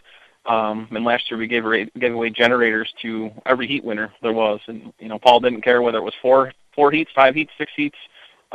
If you want a heat, you're getting a generator. So Paul showed up with a truck full, and we gave him away last year. And it was a big hit with the guys. And every time I see those guys that did win those, a lot of them come up and thank me for what we did. So we met with Paul this year. We're gonna go for the same deal, but we switched it up a little bit this year because we have a 2-day show.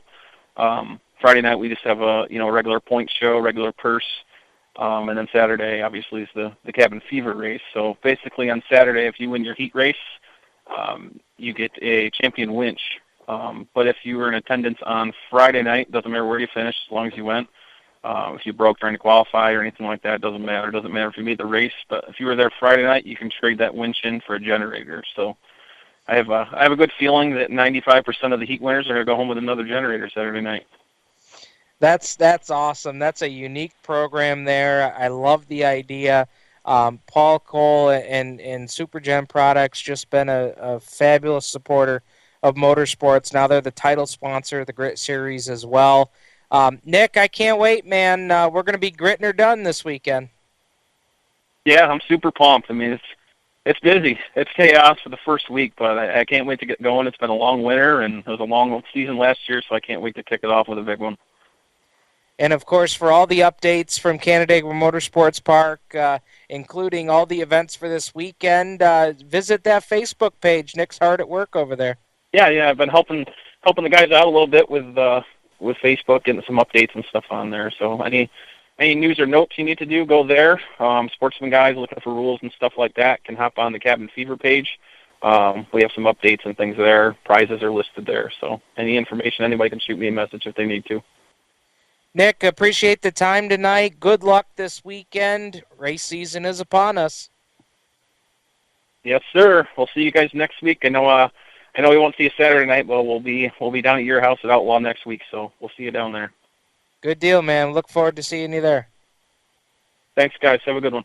All right, Nick Guererri joining us on the Race Chaser Hotline. Guys, we'll break all that down on the other side of the break, and we'll get through our Outlaw picks. We got Canandaigua Motorsports Park picks to make as well. We'll do it next on Turn 5 Live here on the Performance Motorsports Network, the voice of motorsports. We're growing like crazy and need account reps who know their way around agencies, the internet, and social media. Got connections? Or do you know how to get to the decision makers? Are you fearless? We need you. Internet radio, or as we call it, wireless mobile radio, is rapidly becoming the place to be with almost limitless income potential. So contact us to get involved with the fastest growing professionally produced group of internet radio stations in the world. Your imagination is the only limit here. Call 717-749-0444. That's 717-749-0444. Or you can email us at scorpionradiogroup@gmail.com. You want to ask for Sue. Okay, so Sarah, I'm dropping you off at Emily's? Yep. And Josh, you're going to? Soccer, Dad. Soccer practice. Right. Oh, by the way, I just wanted to let you know when I pick you both up, I'll be wearing my short shorts. What? No! Yep, and my dorky dad hat, and I'm going to do my dad dance for all your friends. They'll love it! Seriously? Why? Because I like my short shorts. Of course, I could be talked out of it if you guys would just buckle up your seatbelts without giving me a hard time. It's important to get your kids to buckle up for safety, no matter what it takes. And sometimes, all it takes is your parental powers of persuasion. Okay, we're buckling up. See, all buckled. Good choice. I'll just have to do my dad dance at dinner time. What? No! Do what you have to make sure your kids are wearing their seatbelts, even on short drives. Never give up until they buckle up. A message from the National Highway Traffic Safety Administration and the Ad Council. Visit safercar.gov/kidsbuckleup for more information. If you're a gearhead and you just can't get enough of your favorite motorsports on that channel on the cable, or you look at that Guy network and you just go, what does that have to do with me? We have the answer. Performance Motorsports Network, right here on the internet. The best cruising tunes, the best in motorsports programming, and the best shows. We have opinionated hosts, and we like it that way. If you want to get involved, if you want to bench race, be listening for information coming up soon right here on this channel, the Performance Motorsports Network, your source for motorsports. Hi, race fans. This is Mel Thomas from Thomas Video, and you're listening to Turn 5 Live on PMN. Welcome back, race fans, to Turn 5 Live here on the Performance Motorsports Network. Steve Ovens, Brad Ovens, Clint Miller, Adam DelGrosso joining you on the program tonight. Our season preview episode where we go over our picks for the championships and most wins at all the divisions at the three tracks that we love to give great coverage for all season long. And we'll do a little bit more of that next here. We talked about the Crate Sportsman division at Outlaw Speedway. I'll tell you, here's another tough one to pick, guys. The crate late models, the first time that they will be competing on a full-time basis, the Rush crate late models in 2016. Adam, some of the late model guys you will have some familiarity with from racing at Woodhull over the past couple of years. We talk about guys like John Waters that we expect on a weekly basis. I think we're going to see Bryce Davis quite frequently, if not every week. You've got the Knowles brothers, of course. I mean, this is a tough one to pick, but who are you going to go with? I'm kind of excited that they're bringing them in full time, just because I loved watching the late model races up at Woodhull when Wonderling and Waters and all that were up there. But I'm gonna have to go with. I'm not sure if Bryce doesn't run the full season, which I know he's got another baby on the way. I'm gonna go with Bryce for the most wins, just because he's pretty fast every time he unloads. And I'm gonna go with my brother in the other 11. I'm gonna go with John Waters for the championship. All right, very good, Clint. Let's swing it over to you here for some late model picks. I'm gonna say that John Waters wins the most and is track champion. All right, very good. Brad Ovens, let's swing it over to you. Rush crate late models, champion and most wins. Most wins, I think I'm gonna go with John Waters having the most wins, but as far as the champion, I'm gonna go with Bryce Davis, actually. All right, very good. I think for me, I think most wins. I think John Waters is going to be tough to beat this year. Yeah, I'm not saying he won't be done, because he's anybody can be great on any given Friday night. I think John will get the most wins, but championship-wise, sometimes when you win the most races doesn't necessarily lead yourself to a championship. So in that respect, I'm leaning toward one of the Knowles brothers for the track championship. If they can be consistent and capitalize on nights when a guy like John Waters, that I think will win the most features, if they can capitalize on the nights that he might not have the greatest luck, that could happen. Going with Pork Chop, huh? Pork Chop. I'm doing it. Going with Pork Chop. He won a ton of races a couple seasons back when they ran that mix of crate late models and 360 late models. And again, I'm going to leave my opinion out of that decision. I'll leave right out of that, because I never fiasco. I never liked the combination of those two. And Clint, I know you're with me on that. Oh, we don't have time for this. No, that is true. That is true. All right, so there's the crate late models. Next up, Creekside Entertainment Street Stocks. I'll tell you what, guys, this could probably be, and I think is likely to be, the most competitive division. The modifieds, I don't know. Maybe the modifieds will be the most competitive, but I'll tell you, the Street Stocks, always a hell of a show to watch. Jared Hill, CJ Guererri, Nate Daggett, Chuck Winslow, Kurt Stebbins, the top 5 last season. Clint Miller, I know that you're a team member, but we still like to get your pick here. Yeah. Well, I'm a team member, but I'm also a member of the media, and I'm a realist, and we have some work to do. So, but I think, and boy, I don't know. I'm gonna go with the hometown guy. I'm gonna go with Jared Hill winning the championship.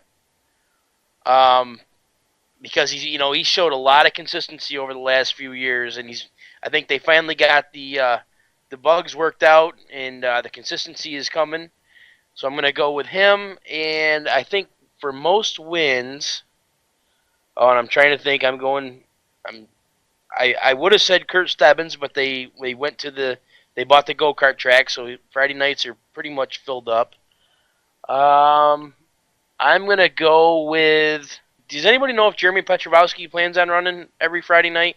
Not sure on that one. I saw the car the other day on Facebook. Looks like it's just about done. Yeah. So I'm going to go with... boy, I don't know. You're going to have to come back to me for the most wins. I'm just not sure. All right.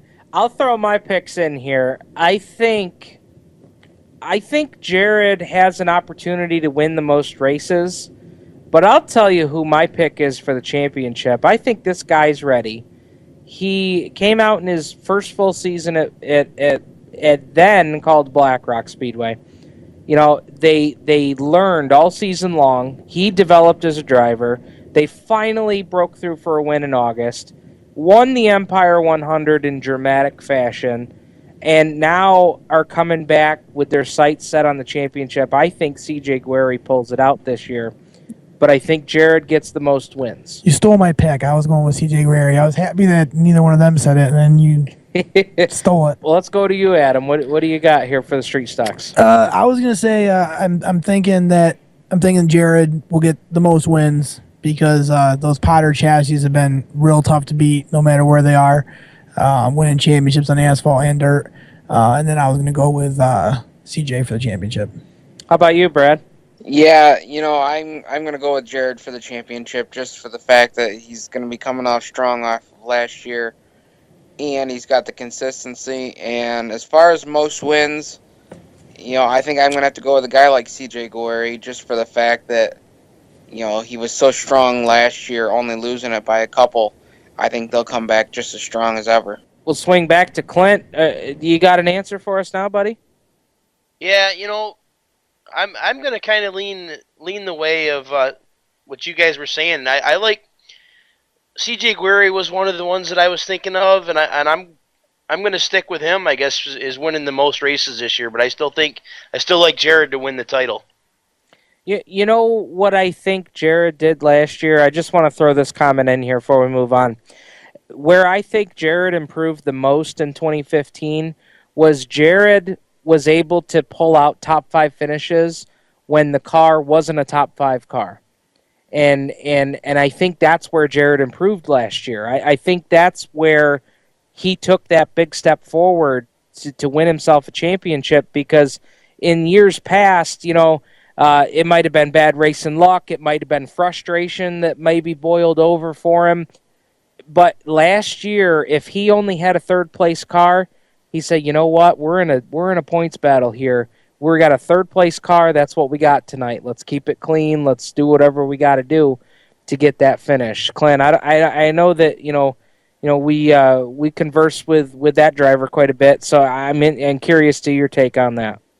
No, you're absolutely right. He really matured as a driver because, like you said, he didn't put his nose where it didn't belong. He kept it clean. He said, all right, he says, I might be faster than the guys in front of me, but I'm not going to take any chances to do it. I'm gonna ride here. If the opportunity presents itself, I'll go by, but I'm not going to wreck my car and take myself out of the points over something silly. Absolutely.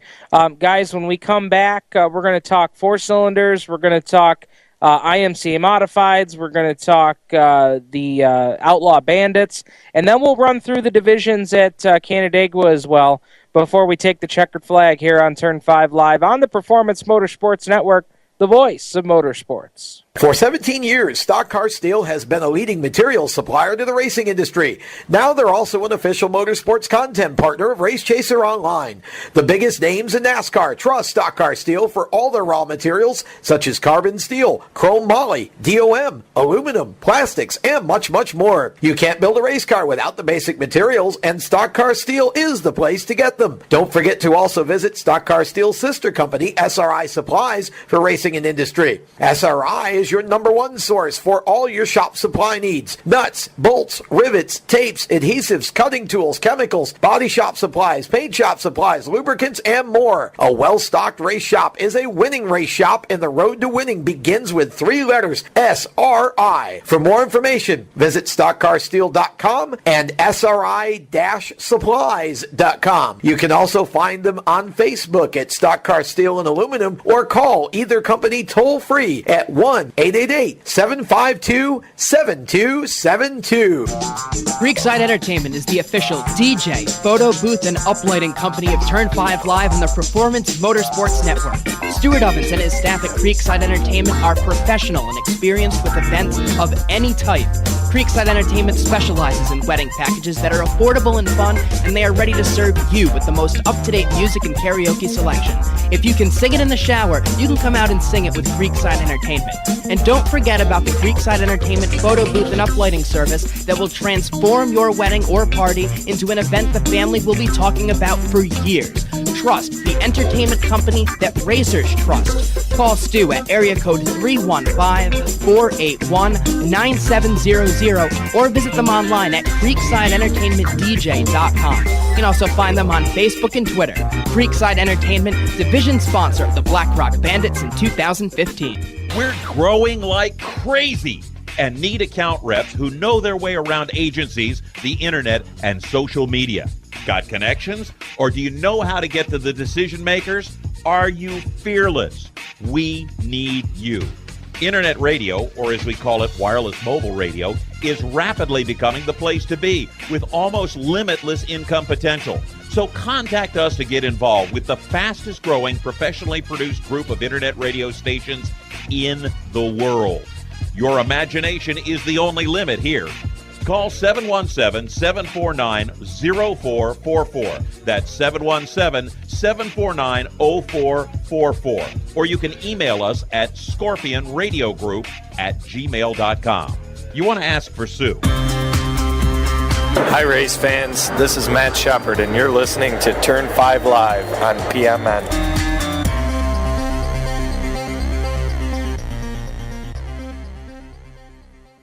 Welcome back to Turn 5 Live here on the Performance Motorsports Network. Oh, sorry about that, buddy. My bad. I'm sitting here jabbing away, and, I hit the cough button. So, it's what happens. We're taking the white flag here. Can dress you up, but you can't take you out. I know it. We've done such a good job for Barry tonight, and leave it to me to screw it up in the last segment. Go figure. So we're doing our season previews tonight. We're taking the white flag on tonight's episode. Guys, we're gonna kind of lightning round through some of these ones that remain. It's been a lot of great discussion tonight. I hope the fans at home have been enjoying that tonight and formulating their own opinions on things. But let's get back to it. IMCA Modifieds, Outlaw Speedway. I'll tell you, this is a tough one to pick, and if you guys want to take a pass on this one, I would understand, because there's a lot of unknowns as to just who's going to be racing at Outlaw in the IMCAs, because we know that the Hill Speedway is opening up, and we don't know how many guys are going to race there versus Dundee on Fridays. And, for some guys like a Keith Lamphere, I mean, the IMCA points are on the line at Outlaw, but how can you drive by a dirt track that's in your, that part of your, your family has involvement with? How can you drive past that place to drive an hour and a half or so to Dundee to compete? So, I mean, Clint, I'll take your feedback here. I think this one's going to be really tough to even know who's in the division. Yeah. It's been such a hit or miss class, and like you said, Lamphere, they brought guys up. They brought the Benjamins up and George Eli, and they all seemed, or I don't know if it was George. Was it George Eli? Harry Ely, yep. Harry Ely. All those guys kind of, when Lamphere started racing, all these guys kind of migrated up here, but they seem to be guys that are from the area where the Hill Speedway is.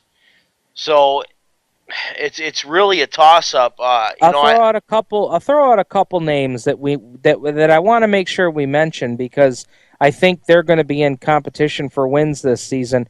I mean, Brad Smith, a guy right from here in Horseheads. Yep. I'm sure we'll see him on Friday nights there. We know Sparky Hills will be back. Last year's Rookie of the Year, pushing 80 years of age. Todd Stone, who had his car up at Motorsports Expo. I just saw a picture of Scott Sebring's car today. That is a great-looking piece. Clint, you were talking about Tony Harris. I mean, you can never count the 9 Cat out. Well, but I didn't say that for that. He's driving the 4 car in the street stocks this year. Oh, really? Yes. Okay. All right. Well, that's good to know.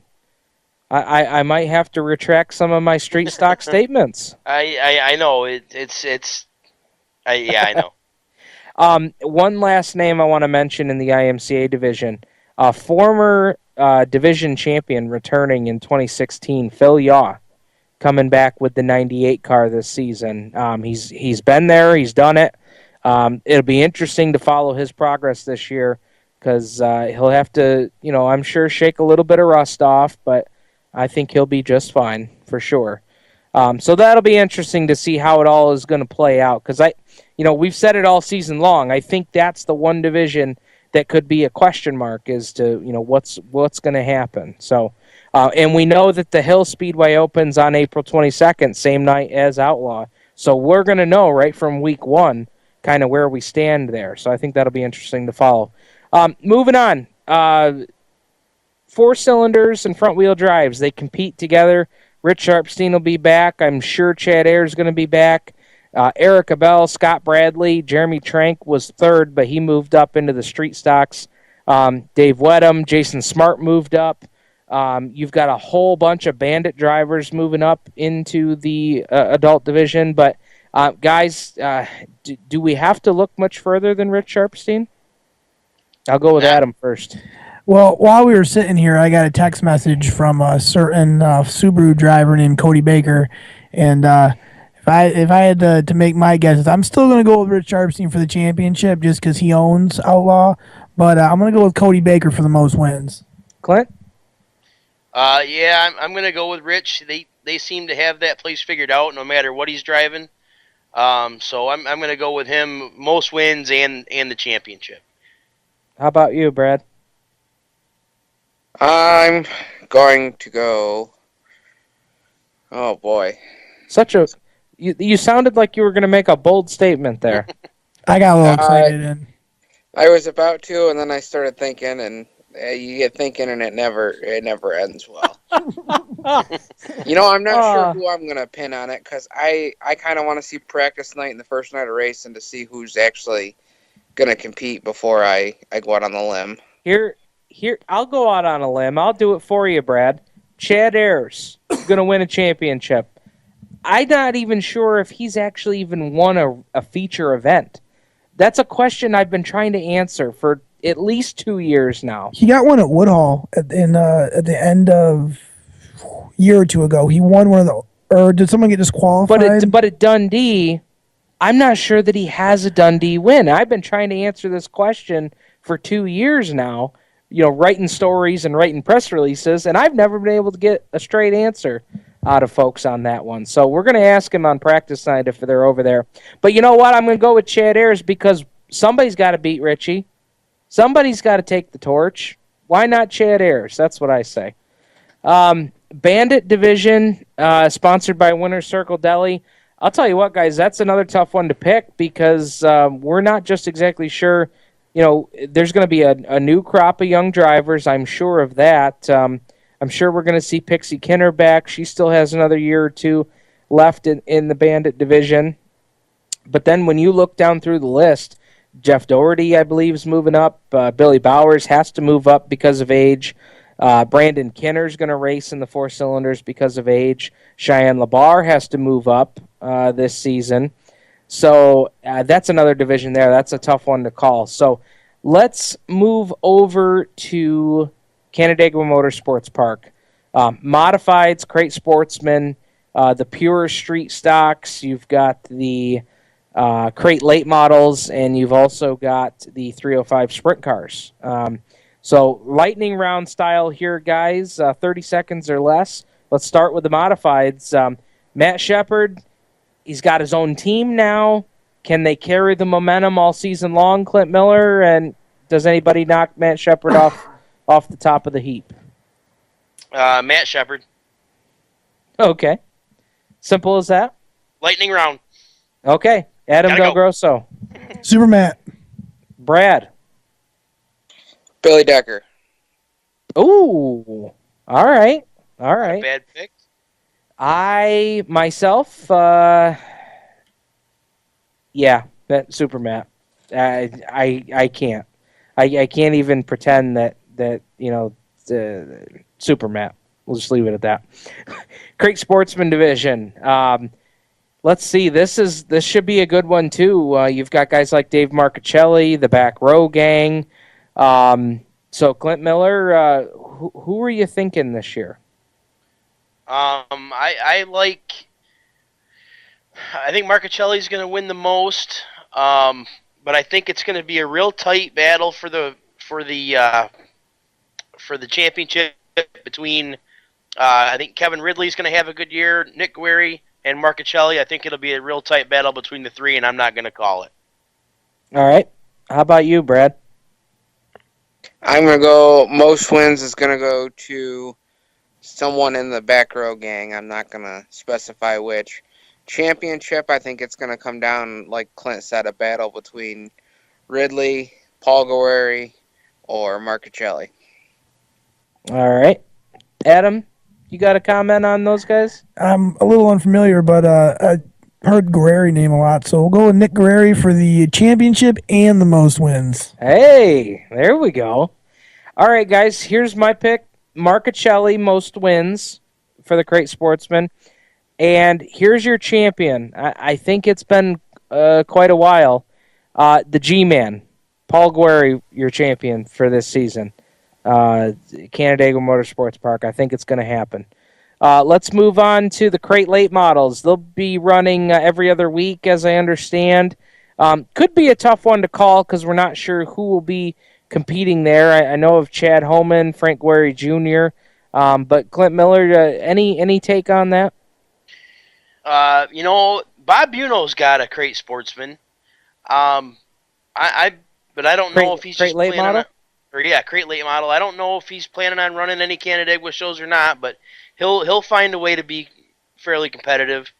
I don't know, maybe Doug Gavette. Remember, he came down and raced a few times, and he actually lives in Canandaigua.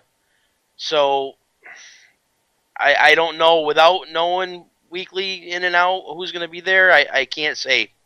There's some good names. What do you think about some of those names, Brad? I kind of like where Clint's going there with Doug Gavette being right there in Canandaigua.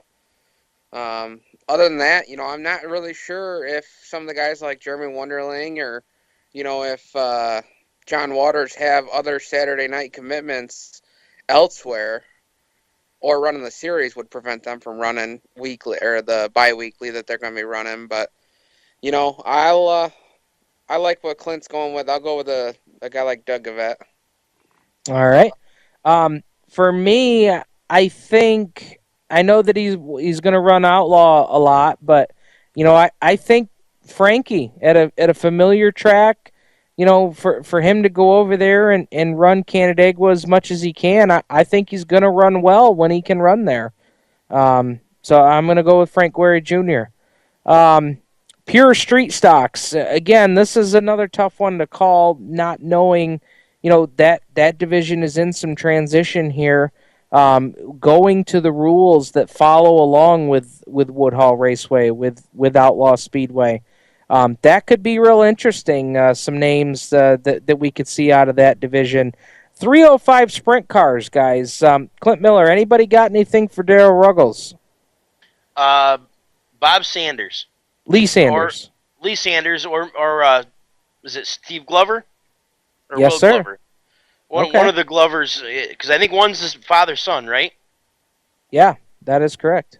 How about you, Brad? I'm going to go with Lee Sanders this year, just for the fact that I don't think Ruggles will be at Canandaigua each and every Saturday night with the sprint car commitments that they have tentatively made. So I'm going to go with the Sanders for this year. All right, very good. 305 championship.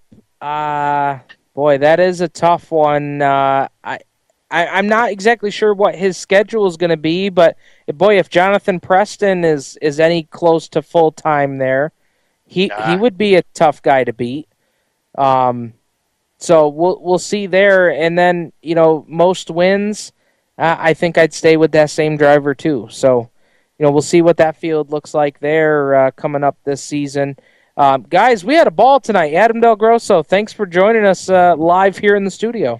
Thanks for having me, guys. This was a lot of fun. Of course, Adam been dodging the toy poodle all night long. Belnado was about ready to rip his face off when he come through the door tonight. Yeah, and then Steve's wife tried to kill me. She opened the door and let the beast down here.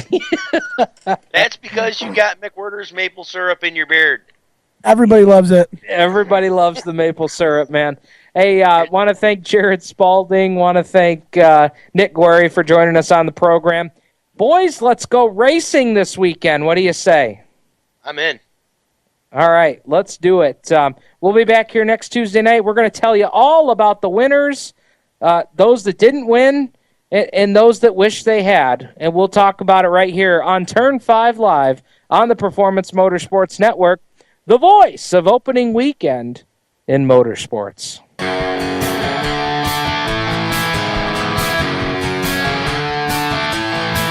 Turn 5 Live is a copyrighted production of the Performance Motorsports Network.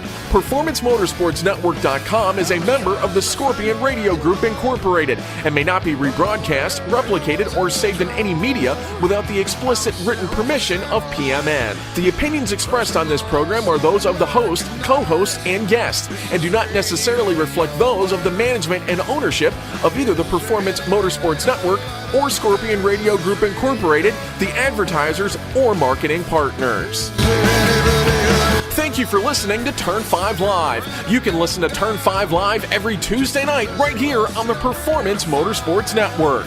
Stay tuned for more great PMN programming. Searching for a world so soul.